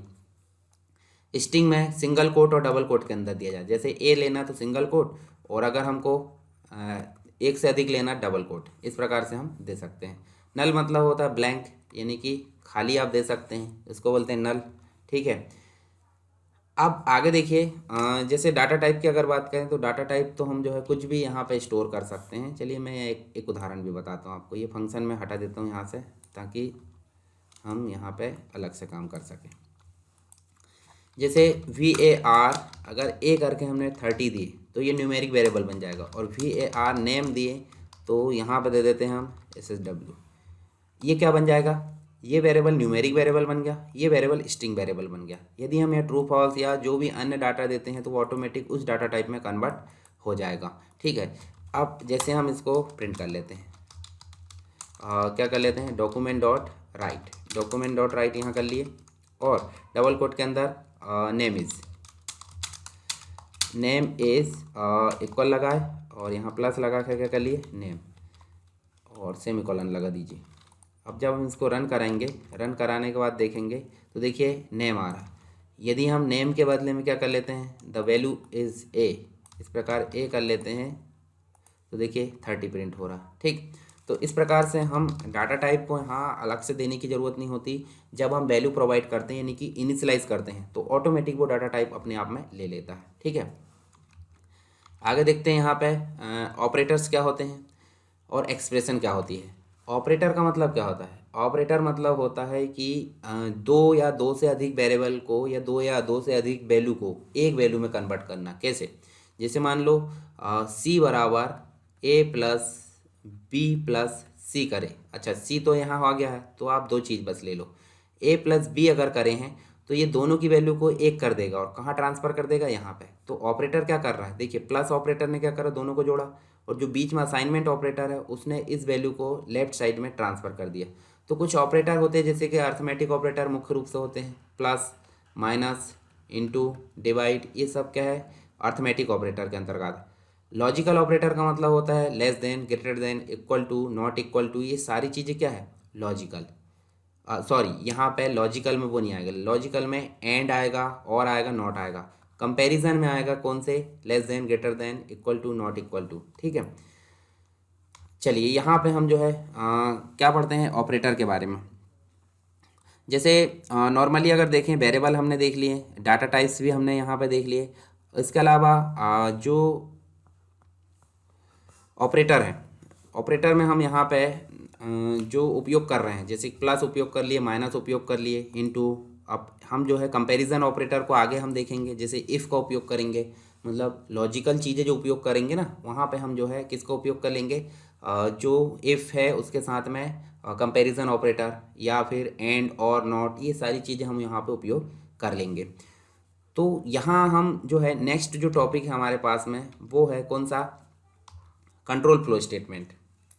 कंट्रोल फ्लो, चलिए यहाँ पे हम जो है स्टेटमेंट तो आप समझ गए होंगे। स्टेटमेंट मतलब होता है लाइन से, लाइन बाय लाइन जो हम लिखते हैं प्रोग्राम, वो कंप्लीट स्टेटमेंट कहलाती है। परंतु यहाँ बोला जा रहा है, अच्छा, कंट्रोल मतलब होता है नियंत्रण। क्या होता है? नियंत्रण। फ्लो मतलब होता है एक बहाव, यानी कि एक लाइन से रन होकर दूसरे लाइन में, तीसरे लाइन में, चौथी, पांचवी, इस प्रकार से फ्लो हो रहा है। पर इसको जो फ्लो है उसको कंट्रोल करने वाली जो स्टेटमेंट है उसको कंट्रोल फ्लो स्टेटमेंट बोलते हैं, जहाँ पे हमको तीन चीज़ें मिलती है। कौन कौन सी? जैसे सिलेक्शन स्टेटमेंट जिसमें इफ़ आ जाती है, इफ़ है, स्विच है, ये सारी चीज़ें। लूपिंग स्टेटमेंट में फॉर लूप, बाइल लूप, या जो भी डू वाइल लूप आती है। जंप स्टेटमेंट में कंटिन्यू, नेक्स्ट, कंटिन्यू, या फिर ब्रेक, ये दो तीन चीज़ें आती है। ठीक है, तो यहाँ ये चीज़ें हमको देखने को मिलेगी। चलिए हम जो है इनका उपयोग करते हैं एक एक करके। तो हम किन का उपयोग करने वाले हैं? इफ़ का। जैसे इफ़ है, फिर उसके बाद इफ़ एल्स का उपयोग करने वाले हैं। ठीक है, इसके अलावा हम जो है क्या उपयोग करेंगे? जैसे यहाँ हम देख सकते हैं जो नेस्टेड इफ़ है, मतलब एक प्रकार से मल्टीपल इफ़। देखिए, इफ़ एल्स का मतलब होता है एक तो सिंगल, मतलब जो हम काम कर रहे हैं वो नहीं पसंद है तो दूसरा काम कर लेंगे, तो उसको यदि ये पसंद है तो ठीक है, नहीं तो दूसरा। और इसी के अलावा मल्टीपल कंडीशन। नेस्टेड इफ़ में मतलब एक कंडीशन सही है तो उसके अंदर दूसरी कंडीशन भी रन होगी, तभी स्टेटमेंट रन होगी, नहीं तो नहीं होगी। स्विच भी इसके जैसे ही है, परंतु यहाँ पे हम एक ही ऑप्शन की बहुत सारी चॉइस यहाँ दे सकते हैं। ठीक है, चलिए इनका उपयोग करते हैं यहाँ पे हम एक एक करके। जैसे इफ़ की अगर बात करें, चलिए इफ़ का उपयोग करते हैं सबसे पहले। तो यहाँ स्क्रिप्ट टैग लगा लिए हमने और स्क्रिप्ट टैग को बंद कर दिए। यहाँ हम जो है सिंपल क्या करते हैं, वेरिएबल एज ले लेते हैं, और एज में हम दे देते हैं 19, दे दिए। सिंपल आप लगाओ इफ़, और ब्रैकेट के अंदर लग लो एज, एज है ना। और एज अगर बड़ी है या बराबर है किसके? 18 के, मतलब बोर्ड देने वाला प्रोग्राम बना रहे हम। तो ब्रैकेट के अंदर क्या प्रिंट हो जाए? ब्रैकेट के अंदर प्रिंट हो जाए document, document dot right. Document dot right में प्रिंट हो जाए यू कैन वोट, मतलब हम बधाई दे सकते हैं एक प्रकार से। तो देखिए यहाँ ध्यान से देखिए, वेरिएबल लिए एज और एज में ले लिए 19, और फिर चेक करा यदि एज बड़ी है बराबर 18 से, सिंपल सी बात, बड़ी है ना यहाँ पे, तो क्या प्रिंट होना चाहिए? Document dot right you can vote. Run करिए इसको। रन करने के बाद देखिए यू कैन वोट। यदि मान लो यहाँ हम जो एज है वो कर देते हैं 17 और रन करते हैं, तो देखिए कोई चीज़ प्रिंट हुई क्या? नहीं। मतलब ऐसी कंडीशन जिसमें सिर्फ ट्रू आंसर प्रिंट होगा, मतलब कंडीशन ट्रू रहेगी तो ही प्रिंट होगा, नहीं तो नहीं होगा, उसे बोलते हैं सिंपल इफ़। सिंपल इफ़ क्यों बोल रहे हैं? क्योंकि वहाँ गलत चीज़ की कोई वैल्यू नहीं है। पर यदि मान लो यहीं पे हम एल्स दे देते हैं, और एल्स देने के बाद हम जो है क्या ले लेते हैं? Document dot right. Document dot right के अंदर क्या दे देते हैं? You can vote. ठीक, अच्छा यू कैन वोट तो कर दिए थे, तो यहाँ यू कैन नॉट वोट करेंगे, यू कांट वोट भी कर सकते हैं आप, ठीक है। देखिए you can't vote, you can not vote कर दिए, और यदि हम 17 की जगह 25 कर देते हैं यहाँ पे, फिर रन करते हैं, तो अब आ गया यू कैन वोट। इसका मतलब है जब शर्त के आधार पर काम हो तो उसे बोलते हैं इफ़, यानी कि इफ़ स्टेटमेंट क्या करती है कि अगर सही है तो सही वाली स्टेटमेंट रन होगी, गलत है तो गलत वाली स्टेटमेंट। मतलब सिंपल इफ़ देखे थे हमने, जिसमें सिर्फ ट्रू आंसर रन होगा, गलत वाला नहीं होगा, पर इफ़ एल्स वाले में दोनों आंसर यहाँ पे रन हो रहा है, ठीक है। इसके अलावा एल्स इफ में और बहुत सारी चीज़ हमको देखने को मिलती है, जिसमें बहुत सारे इफ़ देखने को मिलते हैं, तो चलिए यहाँ उसका उपयोग भी कर लेते हैं। तो इसी को मैं अगर बदलूँ यहाँ पे, एज की जगह मैं दे देता हूँ परसेंट, क्या दे देता हूँ परसेंट। परसेंट कितने बन सकते हैं, मान लो आप ही अगर देखें तो आपके परसेंट बन गए मान लो 85, और यहाँ हम चेक कर लेते हैं क्या परसेंट, परसेंट बड़ा है बराबर किसके, 75 कर दो, और ये डॉक्यूमेंट डॉट राइट की जगह क्या कर दो, डॉक्यूमेंट डॉट राइट में क्या कर दो ए प्लस, क्या कर दो your grade is A plus, अच्छा ए कर सकते हैं, ठीक है। और यदि ये आपको फिर से हर बार लिखना पड़ेगा, ये जो लिखा है आपका, ये देखिए यहाँ पे, यहाँ देखिए इफ़ यदि 75 से बड़ा है, 75 है तो डॉक्यूमेंट में क्या प्रिंट हो जाए, डॉक्यूमेंट डॉट राइट में क्या प्रिंट हो जाए, ग्रेड है ए प्लस। और यदि 75 की बात मतलब 75 से बड़ा नहीं है और बराबर भी नहीं है, तो सिंपल सी बात उससे छोटा होगा, तो उससे छोटा है कितना, फिर देख लेते हैं 60, यानी कि अगर परसेंट इतना नहीं है तो सिंपल सी बात यहाँ होना चाहिए 60 या 60 से बड़ा, मतलब 60 होना चाहिए या 60 से बड़ा, तो यहाँ कर देते योर ग्रेड, और इसी को कर देते हैं क्या योर ग्रेड इज बी। अब बी बस में संतुष्टि हो जाएगी क्या, ग्रेड आपके बनते ए बी सी, और डी में बदल और ओनली पास बोल दो, ठीक है। इसी प्रकार इसी को हम जो है फिर से कॉपी कर लेते हैं, और यहाँ देखिए नेक्स्ट जो परसेंटेज है वो कर दो 50, यानी कि अगर 75 नहीं है 60 नहीं है तो 50 होगा, 50 से बड़ा होगा, तो ग्रेड क्या कर देते सी। अब 50 भी नहीं है तो क्या होना चाहिए, 40 होना चाहिए, तो एल सिप में फिर से कर दो 40, यहाँ कर दो 40, तो ग्रेड है 40 तो डी। और यदि कुछ नहीं है तो एल्स कर दो, और एल्स करने के बाद जो है क्या कर दो, इसको हम कॉपी कर लेते हैं यहाँ पे, और जो ग्रेड है नो ग्रेड कर दो, क्या कर दो नो ग्रेड। मतलब सिंपल सी बात है, 75 या 75 के ऊपर रहा तो ए ग्रेड, यदि एल सिप है मतलब 60 या 60 के ऊपर रहा तो बी ग्रेड, एल सिप 50 या 50 के ऊपर रहा तो सी ग्रेड, और 40 के ऊपर रहा तो मतलब सी डी ग्रेड, और अगर इसके नीचे रहा तो नो ग्रेड। मतलब इनमें से क्या है 85 है तो आपका ए ग्रेड आना चाहिए, रन करके देखते जरा ए ग्रेड। यदि हम यहाँ 85 की जगह क्या कर देते हैं 66 कर देते हैं, तो अब क्या आना चाहिए, अब बी ग्रेड आना चाहिए। यदि किसी का 35% बना देते हैं तो 35 में देखिए नो ग्रेड, तो आपको यहाँ समझ में आया, यहाँ आपको देखने को मिल रहा है हमने एलसीफ स्टेटमेंट उपयोग किए हैं। तो यहाँ पे आपको जो मल्टीपल इफ़ है यानी कि एलसीफ स्टेटमेंट है उसको हमने देखे हैं। तो यहाँ देखिए आपको एक कंडीशन मतलब एक आप जो है ऑप्शन यहाँ पे देख सकते हो, उसी के मल्टीपल आंसर यहाँ देख सकते हैं। कैसे, मतलब आप परसेंटेज इसको चेक करा सकते हैं कि कितना है। अगर ये है यानी कि एक से अधिक इफ़ है या एक से अधिक शर्त है तो आप किसका उपयोग कर रहे हो, एलसीफ। कैसे, सिंगल इफ़ पहले, फिर एलसीफ करके बहुत सारे, और लास्ट में जो है तो वो आंसर आप प्रिंट करा सकते हो। इसके अलावा हम नेस्टेड इफ़ का उपयोग भी कर सकते हैं। नेस्टेड इफ़ का मतलब होता है एक स्टेटमेंट रन होगी उसके बाद दूसरी रन होगी, तब यहाँ पे मतलब एक कंडीशन सही होगी दूसरी कंडीशन सही होगी तब यहाँ पे क्या होगा, स्टेटमेंट रन होगी। तो इसको मैं हटा दूँ, ये सारी चीज़ आपको जो है मैं आपको PDF प्रोवाइड कर दूंगा सारी चीज़ों की प्रोग्राम की, आप टेंशन ना ले। मैं इसको अभी हटाता हूँ। हम एक वेरिएबल लेते हैं, क्या वेरिएबल लेते हैं, एक कंट्री, क्या ले लेते हैं कंट्री, और कंट्री में हम दे देते हैं क्या, दे देते हैं इंडिया। क्या दे देते हैं, इंडिया। ये फिर एक वेरिएबल ले लेते हैं एज, और एज में क्या दे देते हैं, चलिए 18 दे देते हैं, मतलब फिक्स दे देते हैं। आप ध्यान से देखिए, आपको दो वैल्यू हमने लिए हैं, एक कंट्री लिए हैं और एक लिए हैं एज। तो हम यहाँ एक नेस्टेड इफ़ लगाना चाहते हैं, तो इफ़ लगाए, ब्रैकेट स्टार्ट करें और हम चेक कर लेते हैं कंट्री। कंट्री इक्वल टू क्या है, इंडिया।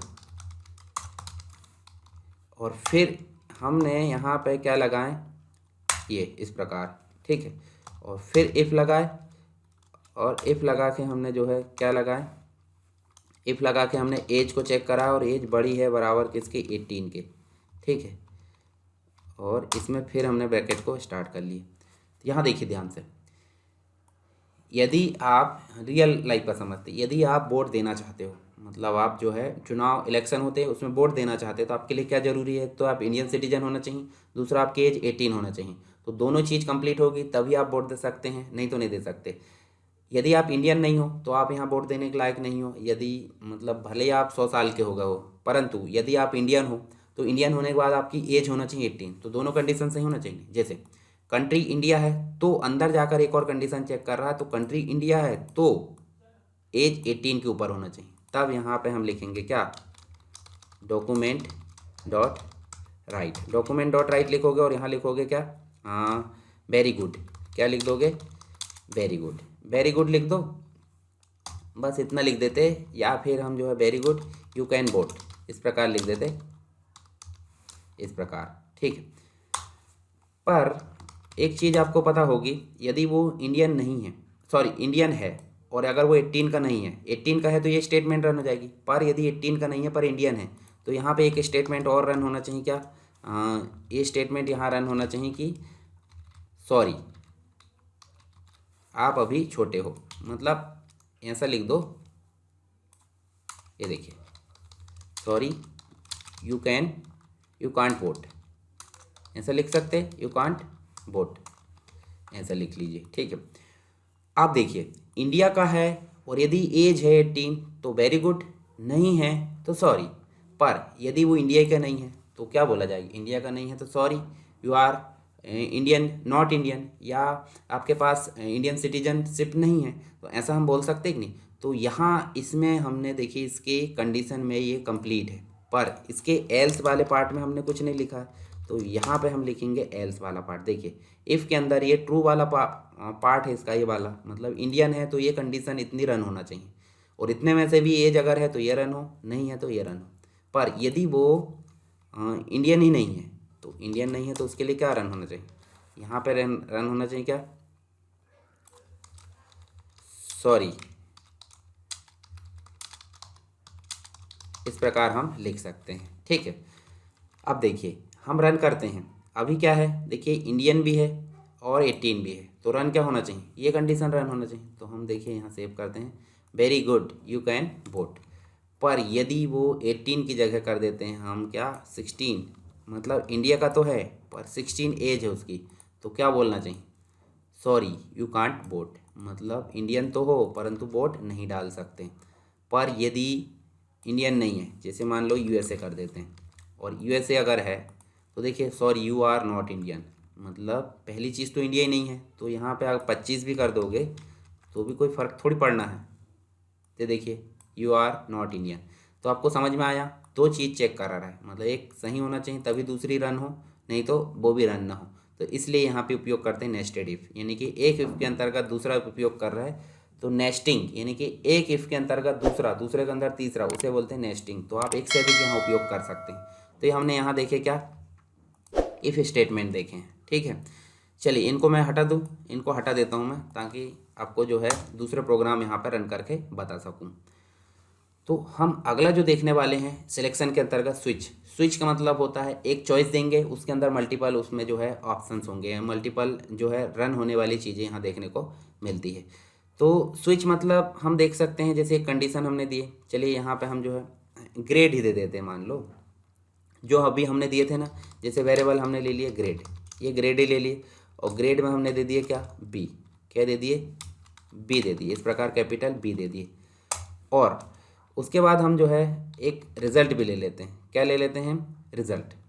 और इस प्रकार हम जो है, या फिर हम नॉर्मली सिंपल है कि भाई अगर रन कराएं डॉक्यूमेंट डॉट राइट कर सकते हैं। चलिए यहाँ डॉक्यूमेंट डॉट राइट कर लेंगे, ज़्यादा कन्फ्यूज़न वाला काम नहीं करते, ठीक। ये हमने ले लिए, और उसके बाद हम जो है स्विच, इस प्रकार स्विच ले लेते हैं, और स्विच में हम क्या ले लेते हैं, ग्रेड, मतलब जो ग्रेड हमने लिए हैं, जब भी ग्रेड में जो चीज़ डाली जाएगी वो स्विच कंडीशन के अंतर्गत डाल दी जाएगी।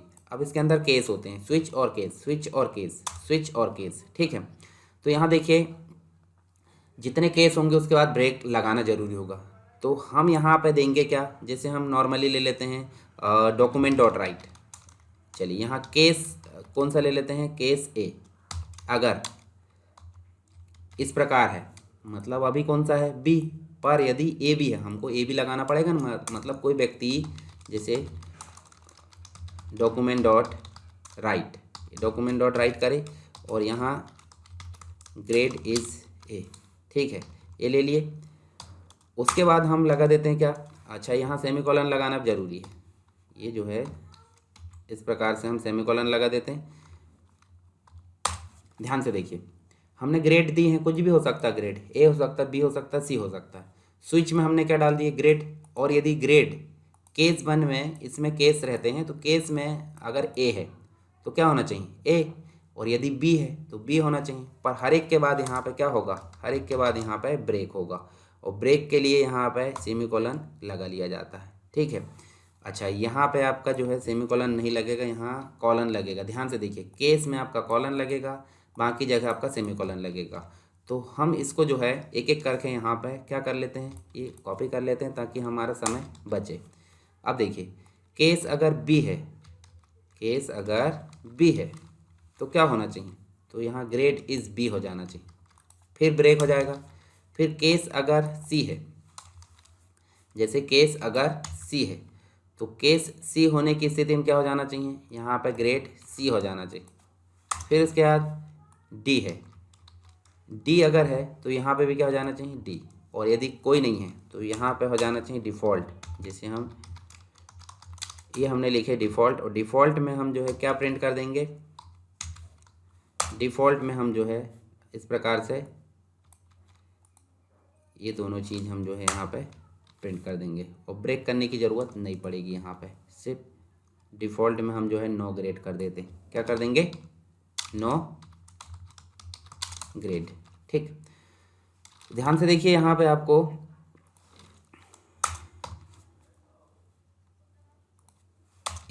करली ब्रैकेट, ये देखिए, मतलब एक करली ब्रैकेट यहाँ लगेगा और एक करली ब्रैकेट यहाँ लगेगा, मतलब बंद। स्विच के बाद जो है करली ब्रैकेट के अंदर सारा खेल है। देखिए यहाँ पे केस अगर ए है, अभी तो बी है, कोई दिक्कत नहीं, तो केस ए अगर नहीं है तो ये भी रन नहीं होगा और ब्रेक हो जाएगा। फिर केस अगर बी है तो ये रन होगा, फिर भी ब्रेक होगा। अगर सी है तो ये रन होकर ब्रेक हो जाएगा, अगर डी है तो ये। तो इस प्रकार से ये काम करेगा। तो चलिए रन करके देखते हैं इसको। तो देखिए ग्रेड अभी बी है, अगर हम ऊपर बी की जगह ए कर देते हैं तो क्या रन होगा, देखिए ज़रा, ग्रेड ए है। तो इस प्रकार हमने एक ग्रेड देकर उसकी मल्टीपल चॉइस को यहाँ पे बता दी है, केस के द्वारा इसकी मल्टीपल चॉइस को हम बताते हैं, ठीक है। इस प्रकार जो है हम जो स्विच है, स्विच का उपयोग कर सकते हैं। नेस्टेड एलसिफ जैसा ही है परंतु थोड़ा सा अलग है, ठीक है। यहाँ एक ही चीज़ के हमने बार बार यहाँ चॉइस को सेलेक्ट करवा कर देख ली है। तो आपको स्विच समझ में, सिलेक्शन स्टेटमेंट हमारी यहाँ पे एंड हो चुकी है। आप इनका उपयोग करके देख लीजिए, आपको सारी चीज़ें यहाँ पे और क्लियर हो जाएगी। इसके बाद आता है लूपिंग, और लूपिंग के बाद हम जो है कुछ जैसे फंक्शंस है, लूप हम देख लेंगे, फंक्शन देख लेंगे, फंक्शन के आर्गुमेंट देख लेंगे और एरे देख लेंगे। उस प्रकार जो है हमारे जो जावास्क्रिप्ट है बेसिक रूप से यहाँ कंप्लीट हो जाएगी, ठीक है। तो इतनी सारी चीज़ आप उपयोग कर लीजिए। फिर हम उसके बाद जो है क्या पढ़ेंगे, लूप के बाद फंक्शन, फंक्शन के बाद एरे पढ़ेंगे। चलिए दोस्तों, जावास्क्रिप्ट के अंतर्गत अगला जो टॉपिक है वो हमारा है लूपिंग स्टेटमेंट। इसके पहले हमने जो है कंडीशनल यानी कि सिलेक्शन स्टेटमेंट के बारे में पढ़ा, जिसमें हमने 4 चीज़ें देखें। एक तो हमने इफ़ देखा, इफ़ एल्स देखा, नेस्टेड इफ़ देखा, उसके बाद हमने स्विच देखा। तो ये सारी चीज़ हमने वहाँ पर कंप्लीट रूप से कवर कर ली। अब हम देखने वाले हैं लूपिंग। लूप का मतलब होता है बार बार चलना। कब तक, जब तक कि कंडीशन सही है। जैसे कंडीशन बाहर होती है वो एग्जिट हो जाता है। इसका मतलब होता है, इसी को हम क्या बोलेंगे, लूपिंग। यानी किसी चीज़ का आपको कोई चक्कर लगाने दिया जाए 10, तो आप शुरू करोगे, शुरू करके एंड करोगे, गिनते जाओगे, और जब तक कि आप जो है उस चीज़ को एंड नहीं कर देते तब तक आप बाहर नहीं होगे। यानी कि आपको कोई 10 चक्कर लगाने बोले तो 10 चक्कर लगाने के बाद ही आप बाहर होगे, तब तक आप लगाते जाओगे। तो इसी को बोलते हैं लूपिंग। तो लूपिंग में 3 चीज़ें होती है, एक तो वाइल लूप होता है, एक डू वाइल लूप होता है, और एक होता है फॉर लूप। तो तीनों क्या क्या होते हैं, ये सारी चीज़ हम जो है प्रैक्टिस के तौर पर यहाँ पर देखने वाले हैं। तो सबसे पहले हम जो है यहाँ पे जैसे वाइल लूप की अगर बात करें तो वाइल लूप में 3 चीज़ें होती हैं। एक तो एक इनिशियलाइज वैल्यू होती है, यानी कि क्या शुरू कर रहे हैं, एक कंडीशन होती है, ठीक है, और एक होती है इंक्रीमेंट। तो 3 चीज़ें कौन कौन सी हो गई, इनिशियलाइज यानी मान लो आपको 1 से लेकर 10 तक गिनती प्रिंट करना है। ठीक है, तो देखिए आपको यहाँ पे इनिशियलाइज वैल्यू में 1 देना होगा, कंडीशन में आपको 10 देना होगा, और इनिशियल जो प्लस प्लस है वहाँ पे +1 देना पड़ेगा। +1 क्यों? क्योंकि 1 के बाद 2, 2 के बाद 3, 4, 5, 6, 7, 8, 9, 10, तो इस प्रकार 3 चीज़ें यानी कि इनिशियलाइजेशन, कंडीशनल और उसके बाद इंक्रीमेंट, ये 3 चीज़ें अगर है तो हमारा हो गया वाइल लूप। ठीक है, मतलब इस लूप में आप एक कंडीशन देते हैं और जब तक कंडीशन ट्रू होती है, यानी कि देखिए कंडीशन होगी जब तक ट्रू है तब तक ब्लॉक में दिए गए स्टेटमेंट एग्जीक्यूट होंगे, और जैसे फॉल्स होती है तो स्टेटमेंट टर्मिनेट हो जाता है। चलिए हम यहाँ पे इसका उपयोग करके देखते हैं। कहाँ चलते हैं, हमारे जो हमने यहाँ पे एक कोड लिया है HTML का, जिसमें हमने बॉडी के अंदर क्या ली हैं, स्क्रिप्ट टैग ली हैं और स्क्रिप्ट टैग को बंद कर दिए। तो हम नॉर्मली क्या लेते हैं यहाँ पे, जैसे वाइल लूप की अगर बात करूँ तो वाइल लूप में हम सबसे पहले लेंगे VAR में दे दिए A, और A को दे दिए हमने 1 दे दिए, नॉर्मली ये 1 दे दिए। उसके बाद हम यहाँ पे क्या देते हैं, जैसे वाइल दे दिए। ठीक है, वाइल यहाँ पे दे देते हैं, और वाइल देने के बाद हम जो है क्या लगाते हैं, कंडीशन। यहाँ ले लेते हैं हम क्या, A कब तक छोटा है, जब तक कि वो बराबर ना पहुँच जाए 10 के, मतलब A कब तक छोटा है, जब तक कि बराबर ना पहुँच जाए 10 के। और डॉक्यूमेंट में हम यहाँ पे प्रिंट कर देते हैं डॉक्यूमेंट डॉट राइट, ये लिख दी हमने सिंपल। उसके बाद हम डबल कोट में क्या लिख देते हैं, क्या क्या लिख दें, चलिए डबल कोट में हम ऐसा कुछ नहीं लिखते हैं, डबल कोट में हम A लिख देते हैं नॉर्मली। ठीक, और नीचे एंटर करके A++ कर देते हैं। इससे क्या होगा, देखिए इनिशियलाइजेशन वैल्यू 1, कंडीशन दे दिए 10 तक ना पहुँचे तब तक वो चलते रहे, और क्या प्रिंट होना चाहिए, A, और A प्रिंट होगा तो हर बार A में 1 प्लस होगा, यानी कि यहाँ 1 आया, देख लिया कि छोटा है, प्रिंट कर दिया 1, फिर उसके बाद 1 में प्लस हो गया, 2 हो गया, फिर घूम कर आया तो यहाँ पे आपका चेक किया कि 10 से छोटा है कि बिल्कुल, तो 2 प्रिंट कर दिया, फिर आया 3 हो गया, फिर घूमते गए, जैसे यहाँ 11 होगा तो 11 होने के बाद यहाँ चेक करेगा 10 से छोटा नहीं है, 10 के बराबर भी नहीं, तो एग्जिट हो जाएगा। रन करके देखिए, तो देखिए 1 2 3 4 5 6 7 8 9 10, पर ये ऐसा क्यों आया है, ऐसा इसलिए आया क्योंकि हमने BR नहीं लगाया। ठीक है, तो आप जो है उसको BR लगा दीजिए। चलिए मैं यहाँ पे जो है BR लगा कर आपको बताता हूँ। BR कहाँ लगाएंगे, यहाँ पे। तो BR हम पहले लगा देते हैं कि बाद में लगाएं, बाद में लगाते हैं। ठीक है, प्लस लगाए और यहाँ लगाए BR, ये देखिए इस प्रकार BR हम लगा देते हैं और अब रन कराते हैं। तो ध्यान से देखिए यहाँ पे 1 2 3 4 5 6 7 8 9 10 आ गया। यदि मान लो यहाँ पे हम दे देते हैं 2, और यहाँ दे देते हैं 20, और यहाँ आप देखिए वाला A++ में क्या होता है, तो देखिए 1 2 3 4 5 हो गया। ऐसा नहीं करना है, हमको A+2 करना है। ठीक है, या फिर A बराबर A+2 कर दीजिए। ठीक है, मतलब जो A में है वो A+2 हो जाए। तो देखिए 2 का पहाड़ा यहाँ पे आ गया, 2 का टेबल। इनसे आप 3 का टेबल बना सकते हैं, 4 का बना सकते हैं। मान लो इसकी जगह आप जो है हेलो प्रिंट कराना चाहते हैं तो आप हेलो प्रिंट कर दीजिए, ये देखिए। और यहाँ क्या कर दीजिए A++।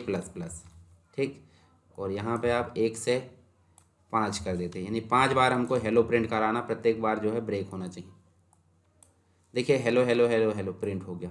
तो इस प्रकार से आप जो है वाइल लूप का उपयोग कर सकते हैं। वाइल लूप में हमको 3 चीज़ें देखने मिली, कौन कौन सी, स्टार्टिंग यानी कि इनिशियलाइजेशन, कंडीशन और एक इंक्रीमेंट। तो ये 3 चीज़ें हमको देखने को मिली।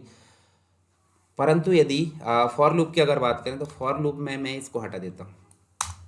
फॉर लूप में हमको करना क्या है, जहाँ स्क्रिप्ट लगा हुआ है सिर्फ फॉर लगाना है, और फॉर लगाने के बाद हमको ब्रैकेट स्टार्ट करना है। ब्रैकेट स्टार्ट करने के बाद हमको क्या देना है, चलिए यहाँ पे हम जो है क्या दे देते हैं, नॉर्मली अगर हम चलिए VAR करके हम दे देते हैं ए दे दिए, और A को हम जो है क्या दे देते हैं, A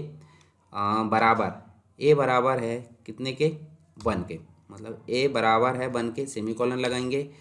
A जो है छोटा है कब तक, जब तक कि 5 तक ना पहुंच जाए, या 5 के बराबर ना पहुंच जाए, 5 तक ना पहुंच जाए, और A++ कर देते हैं, A++, मतलब A++ कर दिए। अंदर हमने ब्रैकेट में आए और डॉक्यूमेंट डॉट राइट में क्या कर दिए, A की वैल्यू हमने प्रिंट कर दी है। ठीक है, और ये सेमीकोलन से बंद कर दिए। अंतर क्या है वाइल लूप और इसमें, इसको हम एक बार रन करा के देखते हैं। और ये देखिए 1 2 3 4 5 आ गया। अंतर क्या है, ये तो हमने डिफाइन करे हैं, परंतु इनिशियलाइजेशन भी यहीं हो रहा है, कंडीशन भी यहीं हो रही है और इंक्रीमेंट भी यहीं हो रहा है। तीन चीज़ें, तीनों चीज़ें फॉर लूप में एक साथ लिखी जाती है और सिर्फ ये जो है क्या होता है, एक लाइन में ही सारा काम कर लेता है। यहाँ पे इंक्रीमेंट अलग नहीं है, इनिशियलाइजेशन अलग नहीं है, ना कि कंडीशन अलग है। तो फॉर लूप में ही सभी काम हो जाते हैं, इसलिए यहाँ पे देखिए थोड़ा सा अलग है किससे, वाइल से। देखिए यहाँ पे एक है इनिशियलाइजेशन वैल्यू और ए में चल गया एक, और एक अब तक छोटा है जब तक कि 5 या 5 के बराबर ना पहुँच जाए। ठीक है, 5 से छोटा रहेगा या 5 के बराबर ना पहुँच जाए जब तक वो चलेगा। और प्रत्येक बार ए में क्या प्रिंट होगा, मतलब प्लस होगा एक, तो A+1 हो जाएगा खुद ही में, और यहाँ पे ये प्रिंट करते जाएगा। तो आप रन करोगे तो रन करोगे, देखिए अब ये प्रिंट कैसे हो रहा है, 1 2 3 4 5, ये प्रिंट होना चाहिए ब्रेक में। तो प्लस लगा लो और यहाँ पे क्या दे दो, BR दे दो, तो ये चीज़ तो आपको पता चल गई। देखिए ये 1 2 3, ए की जगह आप हेलो प्रिंट कर सकते हो, कुछ भी प्रिंट कर सकते हो। तो फॉर लूप और वाइल लूप में सिर्फ एक अंतर है कि फॉर लूप में एक लाइन में ही सारी चीज़ें हो जाती है और वाइल लूप में 3 लाइन में हमको अलग अलग देना होता है। इसी प्रकार एक डू वाइल लूप भी होता है। तो डू वाइल लूप भी हम यहाँ पे देख लेते हैं। डू वाइल लूप का मतलब होता है हमको जब कंडीशन चेक की जाती है उसके पहले ही प्रिंट कर दी जाती है, यानी कि अगर गलत भी होगा तो भी। जैसे उदाहरण के तौर पर आपको बोल दिया जाए कि आप जॉब करो, सैलरी की बात बाद में कर लेंगे, कब, महीने के अंत में काम देखकर। हो सकता है महीने के अंत में आपको बोल देगा आपका काम अच्छा नहीं लगा, तो आपको दुख होगा कि नहीं होगा। तो यही होता है डू वाइल के साथ में, यानी कि आपको पता नहीं है कि कंडीशन क्या है और आप रन कर चुके हो, यानी कि आउटपुट भी आ जाता है, उसके बाद बोला जाता है कि अरे कंडीशन गलत थी, क्यों प्रिंट हो गया। तो ये चीज़ हमको देखने को मिलती है डू वाइल में। तो VAR करके हम दे देते हैं ए, और यहाँ दे देते हैं 21 दे देते हैं। डू करके हम जो है डायरेक्टली यहाँ पे प्रिंट कर लेते हैं। डू करके हम डॉक्यूमेंट डॉट राइट इस प्रकार प्रिंट कर लेते हैं, और प्रिंट करके हम क्या दे देते हैं, चलिए हम जो है ए की वैल्यू प्रिंट कर लेते हैं, और ए की वैल्यू प्रिंट करके हम BR भी लगा देते हैं। ठीक है, BR क्यों लगा देते हैं, अभी से लगा दो ना, बाद में लगाना ही पड़ता है, तो BR लगा देते हैं। उसके बाद हम डॉक्यूमेंट के जस्ट नीचे हम कर देते हैं A++, क्या कर देते हैं A++। उसके बाद वाइल हम कहाँ देंगे, यहाँ दे देंगे हम कंडीशन, और वाइल में हम दे देंगे क्या, जो ए है, ए कब तक छोटा है, जब तक कि 20 और 20 के बराबर ना पहुँच जाए। ठीक, या फिर हम दे देते हैं यहाँ 11 दो, और यहाँ पे क्या दे दो 10, यहाँ पे क्या दे देते 10। देखिए सिंपल, देखिए फिर से वेरिएबल में हमने 11 दिए और डायरेक्टली हमने प्रिंट कर दिए ए, तो इसका मतलब क्या प्रिंट हो जाएगा ए, और ए में एक बार फिर प्लस हो गया। तो अब आकर चेक कर रहा है यहाँ पे कि क्या ए छोटा है या बराबर 10 के, बिल्कुल नहीं, क्यों, क्योंकि शुरू में ही वैल्यू 11 थी। तो अब ये तो गलत हो गया, यानी कि प्रिंट भी हो गया। अब बाद में चेक किया जा रहा है कि भैया है क्या ये, तो इसलिए यहाँ पे डू वाइल करता क्या है कि गलत हो या सही हो, एक बार तो प्रिंट करेगा, दूसरी बार चेक करेगा, और सही होगी तो प्रिंट करेगा, नहीं तो नहीं करेगा। जैसे हम रन करके देखते हैं, सेव कर दो इसको, रन करो, तो देखिए 11 प्रिंट हो गया, पर उसके बाद प्रिंट क्यों नहीं हुआ, क्यों, क्योंकि कंडीशन में हमने ये दिए थे। मान लो यदि हम यहाँ पे 1 दे देते हैं, तो 1 दे देते तभी देखो छोटा है बिल्कुल, तो यहाँ देखिए 1 से लेकर 10 आ गया। अब 10 के बाद प्रिंट इसलिए नहीं करा क्योंकि 10 आखिरी है हमारा कंडीशन। तो आप समझ गए होंगे डू वाइल। डू वाइल मतलब गलत हो या सही हो, एक बार प्रिंट तो करेगा, परंतु सही होने पे बार बार ये कंडीशन तक प्रिंट करते जाएगा, गलत होने पर एक बार प्रिंट करके बाहर हो जाएगा। ठीक है, तो ये सिंपल अंतर है किसमें, वाइल और डू वाइल में। ठीक है, चलिए हम यहाँ पे जो है अगली जो चीज़ जानने वाले हैं वो नेक्स्ट हमारा है फंक्शन।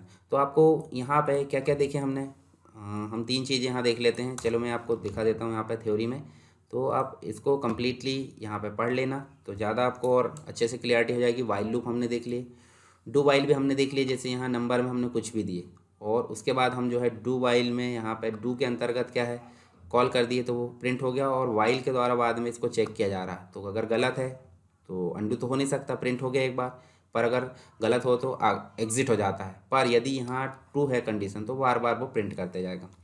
फॉर लूप में भी हमने देखे एक लाइन में ही कंप्लीट यहाँ पे दे दिया जाता है। ठीक है, और स्टेटमेंट को प्रिंट कर दिया जाता है। जंप स्टेटमेंट देख लेते हैं। जंप स्टेटमेंट आपके लिए टास्क है, आप उपयोग करिए इसको। मैंने एग्जांपल भी यहाँ लिख दिया। जंप स्टेटमेंट का मतलब होता है एक पर्टिकुलर स्टेटमेंट जहाँ हमने दिए हैं, मतलब एक लाइन, जैसे मान लो 1 से लेकर 10 तक हमको प्रिंट कराना, तो यदि हमने कंडीशन में 5 दी हैं तो कंडीशन 5 को जो है वो स्किप कर देगा। क्या कर देगा, स्किप, और 6 से वो रन कर देगा। तो जैसे यहाँ देखिए फॉर में हमने क्या दिए हैं, वेरिएबल ए आई करके दिए हैं 0, और आई कब तक छोटा है 5 तक, और आई प्लस प्लस, और अगर वो इफ़ कहाँ पहुँच जाता है 2 में, तो 2 ऑटोमेटिक क्या हो जाएगा, स्किप, और स्किप होने के बाद वो कंटिन्यू करेगा, तो कंटिन्यू करेगा तो वो प्रिंट कर देगा क्या, मतलब थर्ड स्टेटमेंट से वो आगे रन करेगा, ठीक है। और ब्रेक में क्या करता है, जैसे हमने 2 दी हैं तो 2 के बाद वो ब्रेक कर देगा। तो दोनों आप जो है इस एग्जांपल को देखिए, आप इसको आप बनाकर देखिए, अगर कोई दिक्कत आती है तो मुझे आप बता सकते हैं। तो ये आप हो गया आपका जंप स्टेटमेंट और लूप स्टेटमेंट, दोनों चीज़ यहाँ पे देख लिए। अब इसके बाद हम नेक्स्ट जो चीज़ है वो पढ़ने वाले हैं।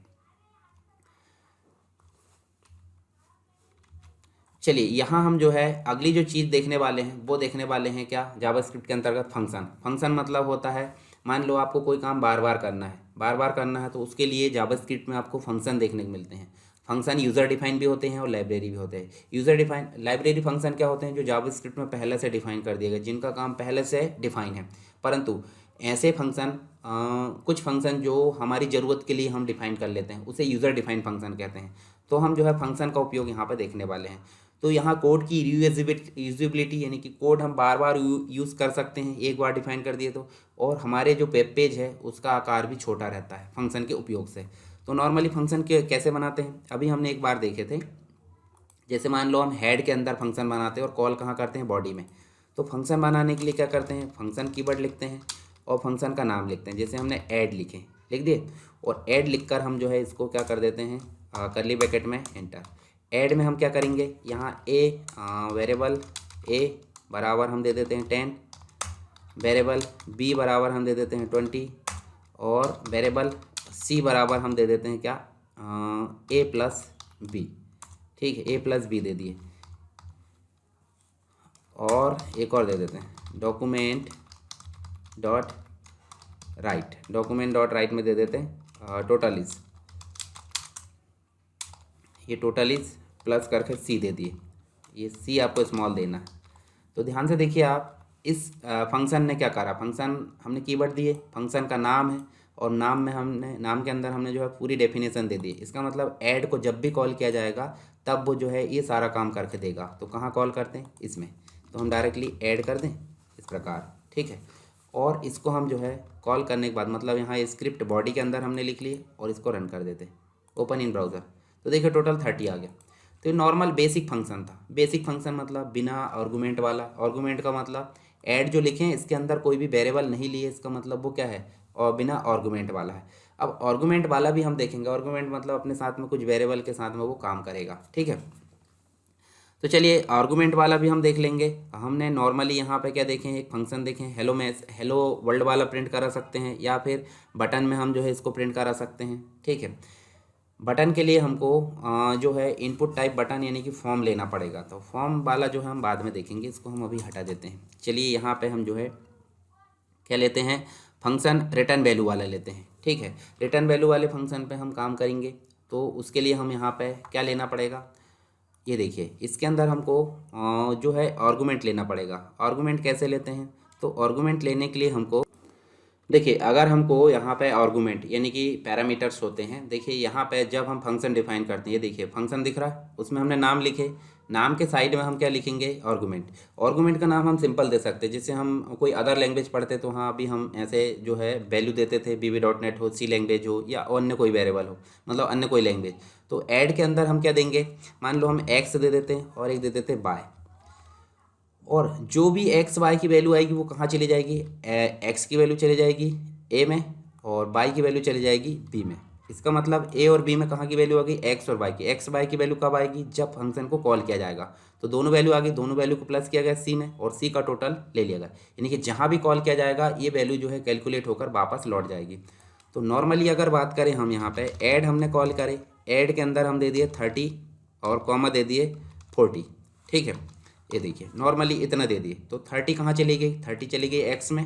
चलिए मैं यहाँ पे बताता हूँ, ये देखिए 30 कहाँ चली जाएगी, एक्स में, 40 चली जाएगी बाय में। एक्स की वैल्यू ए में 30 और बाई की वैल्यू बी में 40, दोनों चली गई, और यहाँ दोनों टोटल होगा 70 आ गया। 70 यहाँ पे प्रिंट हो गया, यानी कि ऐड यहाँ पे आकर प्रिंट भी कर देगा। तो देखिए 70 आ गया। ये हो गया आपका नॉर्मली कौन सा, पैरामीटर वाला। पैरामीटर परंतु बिना रिटर्न वैल्यू। बिना रिटर्न वैल्यू मतलब यहीं पे ये काम कर ले रहा, परंतु अगर हम यहाँ रिटर्न लिख देते हैं, चलिए यहाँ पे मैं क्या लिख देता हूँ, रिटर्न। रिटर्न लिख देते हैं। रिटर्न किसको रिटर्न करना, सी को, क्योंकि सी में ही सारा काम किया गया है। तो जब भी ऐड को कॉल किया जाएगा तो सी की वैल्यू वापस लौटा दी जाएगी, परंतु इस कंडीशन में इस प्रकार कॉल नहीं किया जाएगा। इस कंडीशन में कैसे कॉल किया जाएगा, document dot right, document dot right, और यहाँ लिखेंगे हम ऐड, और ऐड के साथ में लिखेंगे क्या, 30,20 इस प्रकार लिख दिए, और लास्ट में ले जाकर सेमीकोलन से बंद कर दी। जब हम इसको रन करेंगे तो देखिए 50 आ गया, परंतु इसके लिए हम यहाँ पे क्या लिखेंगे, टोटल इस भी लिखना पड़ेगा। क्यों लिखना पड़ेगा, चलिए यहाँ पे मैं जो है प्लस लगाए, और प्लस के सामने हम डबल कोट में क्या लिख देते हैं, डबल कोट में लिख देते हैं फंक्शन वैल्यू इज। ठीक है, इस प्रकार हमने लिख दिए। चलिए इसको रन करके देखिए जरा, देखिए फंक्शन वैल्यू इज, इसको इक्वल भी कर देते हैं। यहाँ देखिए, यहाँ इक्वल कर दीजिए, थोड़ा सा स्पेस दे देते। अब देखिए रन करके तो देखिए फंक्शन की वैल्यू 50 आ गई है। कैसे आई है, यहाँ हमने रिटर्न लगाए थे। रिटर्न क्यों लगाए थे, क्योंकि हमको वैल्यू को रिटर्न करना था। ठीक, और यहाँ हमने जो है जो दो आर्गूमेंट हमने दिए थे उनकी वैल्यू कहाँ से गई, जब हमने कॉल किए, ये दोनों आर्गूमेंट यहाँ चले गए, तो सब काम किए और सी को रिटर्न कर दिए। सी को रिटर्न करे तो ये डॉक्यूमेंट डॉट राइट के माध्यम से ये इसकी वैल्यू प्रिंट कर दी गई। तो आई होप ये दोनों तीनों चीज़ें आपको समझ में आ गई होगी। फंक्शन कैसे, यानी कि नॉर्मल फंक्शन भी हमने देखे, नॉर्मल के साथ साथ हमने आर्गूमेंट वाले विदाउट रिटर्न वैल्यू, और एक आर्गूमेंट के साथ में विथ रिटर्न वैल्यू, ये तीनों चीज़ हमने यहाँ देखे। बेसिक रूप से आप समझ सकते हैं ये चीज़ को, है ना, इनका उपयोग आप कर लीजिए। मैं ये फंक्शन हटा देता हूँ, अभी हम बात करेंगे अगले टॉपिक की। चलिए यहाँ पे जो जावास्क्रिप्ट है, जावास्क्रिप्ट के अंतर्गत अगला जो टॉपिक है वो हमारे पास में एरे है। एरे का मतलब होता है वेरिएबल का समूह। अब वेरिएबल मतलब जैसे मान लो सिंगल व्यक्ति काम करे तो उसको हम सिंगल वेरिएबल बोल सकते हैं, पर अगर ग्रुप में व्यक्ति आ जाए और उस ग्रुप का एक नाम दे दिया जाए तो उस ग्रुप के नाम को हम क्या बोलेंगे, उसको एरे बोल सकते हैं। ऐसे ही यहाँ पे अगर बात करें हम जावास्क्रिप्ट में या फिर कोई अदर प्रोग्रामिंग में, एक से अधिक वेरिएबल को हम एक ग्रुप में डाल देते हैं। ग्रुप में मतलब जैसे नंबर वाला है तो नंबर वाले एक से अधिक वेरिएबल हो गए, उसके एक से अधिक वैल्यू हमने एक साथ जोड़कर एक वेरिएबल बना दिए जिसे हमने एरे बोले। डेट वाला है डेट के लिए, स्ट्रिंग है स्ट्रिंग के लिए, तो उसको हमने क्या बोले, एरे। तो एरे 1 डायमेंशनल भी होता है, 2 डायमेंशनल भी होता है, तो हम यहाँ पे सिंगल एरे का उपयोग करना देखेंगे। ठीक है, ताकि आपको जो है बेसिक क्लियरिटी यहाँ पे मिल सके। तो चलिए एरे उपयोग करने के लिए करना क्या पड़ता है, जैसे वेरिएबल हम लेते हैं VAR और यहाँ EMP हमने ले लिए। नॉर्मली हम जो है यहाँ पे इक्वल लगा कर क्या दे देते हैं, ये देखिए स्क्वायर ब्रैकेट लिए और हमने सेमीकोलन लगाए, अंदर हम दे देते हैं एम्प्लॉय के नाम, जैसे वैल्यू 1 वैल्यू 2 वैल्यू 3 इस प्रकार से हम यहाँ पे दे सकते हैं। तो डबल कोट के अंदर क्या दे देते हैं, जैसे हम जो है सोनू दे देते हैं, और उसके अलावा हम कॉमा लगाते जाते हैं, कॉमा लगा मोनू दे देते हैं। ठीक है, और यहाँ पे कॉमा लगा कर हम दे देते हैं गोलू। ठीक, सोनू मोनू गोलू किसके नाम है, एम्प्लॉय के। अब मुझे बताइए वेरिएबल एम्प्लॉय अगर हम वेरिएबल के तौर पे यूज़ करते तो एक ही वैल्यू स्टोर करता, पर हमने कैसे स्टोर करे, इक्वल लगा हमने 3 वैल्यू दे दी। किस टाइप की है, ये स्ट्रिंग टाइप की है। तो एक ही प्रकार के वेरिएबल का समूह क्या कहलाता है, एरे। ये हम समझ सकते हैं। जब हम इसको इनिशलाइज तो हो गया ये, अब हम जो है फॉर के माध्यम से इसको चला लेते हैं। फॉर के माध्यम से कैसे चलाते हैं, जैसे हमने ले लिए आई, फॉर करके हमने वेरिएबल आई ले लिए, और आई करके हमने जो आई की वैल्यू क्या दे दी, 0। ठीक है, और आई कब तक छोटा है, आई कब तक छोटा है, EMP की length, EMP dot length, EMP dot length इस प्रकार से हमने दे दिए एम्प्लॉय की लेंथ। ठीक, उसके बाद हमने सेमीकोलन लगा दिए और यहाँ पे हमने दे दिए आई प्लस प्लस। ठीक, अंदर चलते हैं क्या, डॉक्यूमेंट डॉट राइट में इस प्रकार एंटर कर देते, और डॉक्यूमेंट डॉट राइट कर। चलिए डॉक्यूमेंट डॉट राइट में हमको व्यक्तियों के नाम देना होगा। व्यक्तियों के नाम कैसे, मतलब जो हम दिए हैं गोलू सोनू मोनू जो भी है वो लाइन से हमारा प्रिंट हो। कैसे, वेरिएबल आई लिए ना हमने, आई का वैल्यू 0 है, 0 मतलब सोनू प्रिंट हो जाएगा। ठीक है, और कब तक प्रिंट होगा, जब तक की लेंथ यानी कि 1 2 3 तक ये छोटा रहेगा, और प्रत्येक बार एक एक प्लस होगा यानी कि सोनू मोनू गोलू। तो डॉक्यूमेंट डॉट राइट में हमने क्या प्रिंट करे, EMP प्रिंट करना है। क्या प्रिंट करना है, EMP प्रिंट करना है। और EMP में हम जो है क्या लिए हैं, ईएमपी में आई लिए कि नहीं, आई कैसे लेना है, कभी भी ये देखिए आप जो है उसके वैल्यू को आप ऐसे लेते हैं, ठीक है, और लास्ट में आपको सेमीकोलन लगाना है। जब हम इसको रन करेंगे तो आप ध्यान से देखिए सोनू मोनू गोलू, परंतु ये ऐसे प्रिंट होना चाहिए क्या, बिल्कुल नहीं। प्लस लगाइए, प्लस लगा के आपको लगाना है बी आर, ये देखिए बी आर लगाए, अब देखिए रन करके देखिए लाइन से प्रिंट हुए। यदि हम यहाँ पे गोलू की जगह एक और दे देते हैं राहुल, ये देखिए, और इसको हम जो है रन करते हैं तो देखिए सोनू मोनू गोलू राहुल, सोनू मोनू गोलू राहुल, ये देखिए 4 आ गए। यदि वहाँ 5 रहते तो 5 आते, क्यों, क्योंकि एम्प्लॉय की लेंथ को यहाँ क्या किया गया था, आई को डिफरेंसेस किया गया था कि आई कब तक छोटा है, जब तक कि इस तक ना पहुँच जाए, ठीक है, और अगर वो उस तक पहुँच जाता है तो ये ऑटोमेटिक बंद हो जाता है। तो आपको एरे समझ में आया, एरे मतलब होता है वेरिएबल के समूह को हम क्या बोलेंगे, एरे। तो इस प्रकार से भी एरे का उपयोग कर सकते हैं। यदि हम दूसरे मेथड से करना चाहें तो वो भी हम जो है न्यू के माध्यम से एरे का उपयोग कर सकते हैं। कैसे करेंगे, चलिए न्यू के माध्यम से बताता हूँ, इसको मैं हटा देता हूँ। न्यू के माध्यम से एरे का उपयोग बताते हैं। तो VAR करके हमने क्या लिए हैं, VAR करके हम एक आई ले लेते हैं, ठीक है, आई हम नॉर्मली ले लेते हैं, नॉर्मली क्यों, अभी हमने आई का उपयोग करे थे। VAR करके एम्प्लॉय ले लेते हैं और एम्प्लॉय करके न्यू एरे करके इसको डिफाइन कर देते हैं। न्यू एरे करके इसको हम क्या कर देते हैं, ये एरे करके हमने डिफाइन कर दिया, कैपिटल में लेना एरे। और EMP अगर 0 है, मतलब देखिए कभी भी इंडेक्स वैल्यू, मतलब एरे कभी भी 0 से शुरू होता है, और इंडेक्स वैल्यू कैसे लिखी जाती है, स्क्वायर ब्रैकेट में, और 0 में हम दे देते हैं क्या, सोनू, इस प्रकार दे देते हैं। EMP जो 1 है, 1 में हम दे देते हैं क्या, डबल कोट के अंदर गोलू, ठीक है। इसके अलावा EMP जो 2 है वहाँ क्या दे देते हैं, मोनू। इनको थोड़ा बड़ा कर देते, अच्छा नहीं लगेगा, गुस्सा हो जाएंगे, है ना। ये देखिए सोनू गोलू मोनू, इस प्रकार हम दे देते हैं, मतलब इंडेक्स वैल्यू 2 तक आ गई, यानी 3 वैल्यू हो गई। और जब हम इनको प्रिंट कराएंगे, प्रिंट कैसे कराओगे आप, फिर वही फॉर लूप से, वही फॉर के अंदर आप आई को ले लो और आई की वैल्यू कर दो 0, यानी कि आई की वैल्यू क्या है 0, और आई कब तक छोटा है, जब तक कि वो EMP की लेंथ तक ना पहुंच जाए, ये देखिए। और उसके बाद आई जो है प्लस प्लस होना चाहिए, इस प्रकार, ठीक, ब्रैकेट स्टार्ट एंड, और डॉक्यूमेंट डॉट राइट में क्या प्रिंट कर दो, EMP आई प्रिंट कर दो। और मैंने बताया था क्या, BR लगाना जरूरी है आपको, क्यों, क्योंकि अलग अलग प्रिंट होना चाहिए, ये देखिए।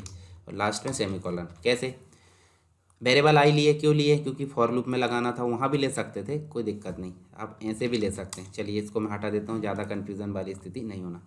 EMP एक लिए एरे, क्यों, क्योंकि एरे को इनिशलाइज करने न्यू कीवर्ड से। EMP इंडेक्स 0 में हमने सोनू दे दिए, इंडेक्स 1 में हमने गोलू दे दिए, 2 में हमने ले ली।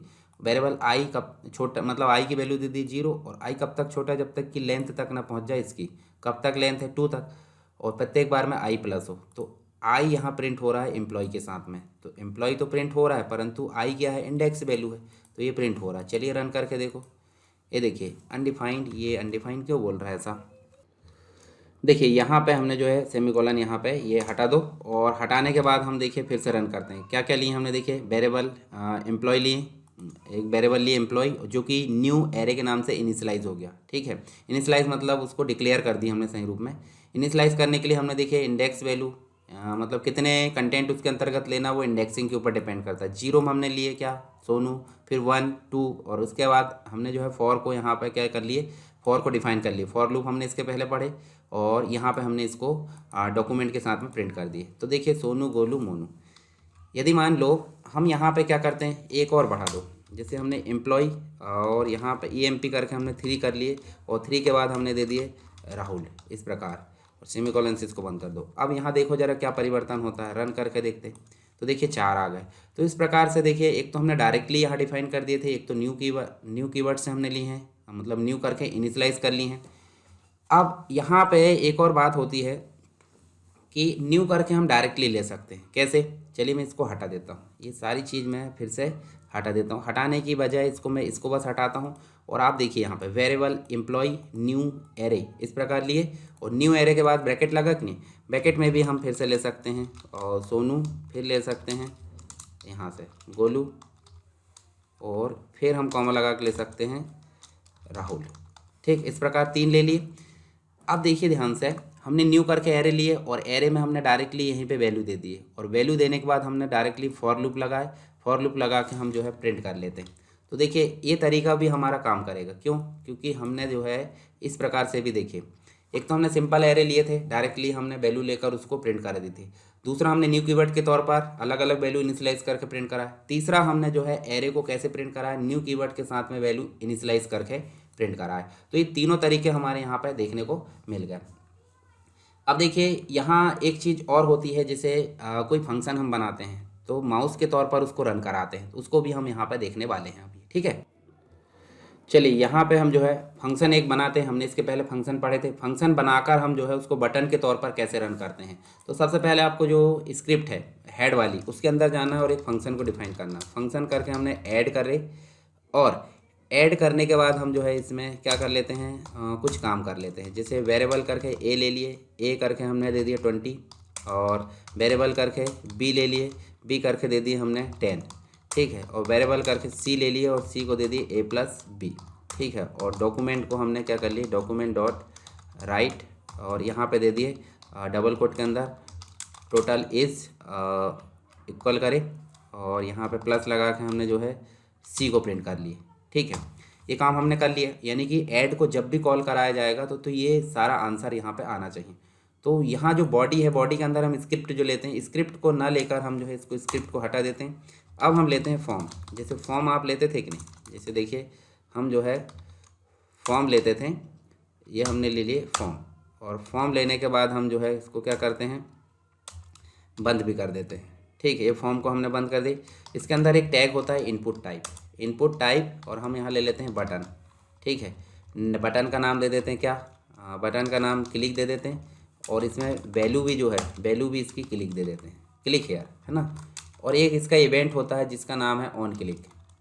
ये इवेंट आप पढ़ोगे, इवेंट इसी प्रकार के होते हैं, यानी कि बटन के अंदर बहुत सारे काम होते हैं। क्लिक है, माउस ओवर है, माउस डाउन है, माउस क्लिक, मतलब एक प्रकार से डबल क्लिक है, राइट क्लिक, बहुत सारी चीज़ें उसमें देखने को मिलती है, की डाउन, की प्रेस है। तो ये सब क्या है, इवेंट है। इवेंट आपको पढ़ने को मिलेंगे, तो एक इवेंट मैं बता देता हूँ, बाकी इवेंट आप जो है खुद से उपयोग करके देखोगे। तो जैसे ऑन क्लिक देखें, तो ऑन क्लिक में हमने ऐड नाम से फंक्शन ली है ऊपर। ठीक है, तो ऐड को हम इस प्रकार ले सकते हैं, और जो भी आएगा वो ऐड के अंदर यहाँ पे हो जाएगा। साइड में आप चाहे तो बंद कर सकते हैं। तो हमको एक बटन बनी मिलेगी जिसमें लिखा होगा क्लिक, और क्लिक करने पे फंक्शन रन होगा। फंक्शन रन होगा इसका मतलब ये फंक्शन आपका वहाँ पे रन होगा। फॉर्म देखिए, बॉडी के अंदर बिना जावास्क्रिप्ट टैग के हमने इसको फंक्शन को कॉल करें। तो देखिए क्लिक नाम से एक बटन आ गई, जैसे हम इस पर क्लिक करेंगे तो टोटल आ गया 30। तो ये आपको समझ में आ गया होगा कि फंक्शन हमने बनाया है, फंक्शन को हमने एक फॉर्म, ये HTML आपने उपयोग करा है, तो ये आपको पता होगा कि बटन कैसे बनाते हैं। अभी मैंने फिर भी बता दिया। अब इसके अलावा और बहुत सारे इवेंट हैं, जैसे यहाँ आप देखोगे तो ऑन माउस, ये देखिए on mouse down, on mouse enter, leave है, ये सारे जो है इवेंट है। इन इवेंट को आप जो है एक एक करके उपयोग करोगे, तो इस हिसाब से जो है आपके इवेंट भी यहाँ पे कंप्लीट हो चुके हैं। ठीक है, तो इनको आप उपयोग करके देखिए। और जावास्क्रिप्ट हमारा जो है यहाँ पे बेसिक रूप से सारी चीज़ें हमने कंप्लीट करके देख ली है। ठीक है, तो आप इनको जो है प्रैक्टिस करिए, और इसके अलावा कोई दिक्कत आती है तो आप मुझे जो है कमेंट करके बता सकते हैं। जैसे मैंने इवेंट आपको बताया, तो इवेंट देखिए, mouse event, mouse form event है, कीबोर्ड इवेंट है, ये सब इवेंट आपको देखने को मिलते हैं, जिसमें हमने देखे माउस क्लिक यहाँ पे देख लिए। अब इसके बाद जो है आगे की जो टॉपिक है वो बाद में हम देखेंगे। तो चलिए मिलते हैं नेक्स्ट टॉपिक के साथ में, तब तक के लिए जय हिंद।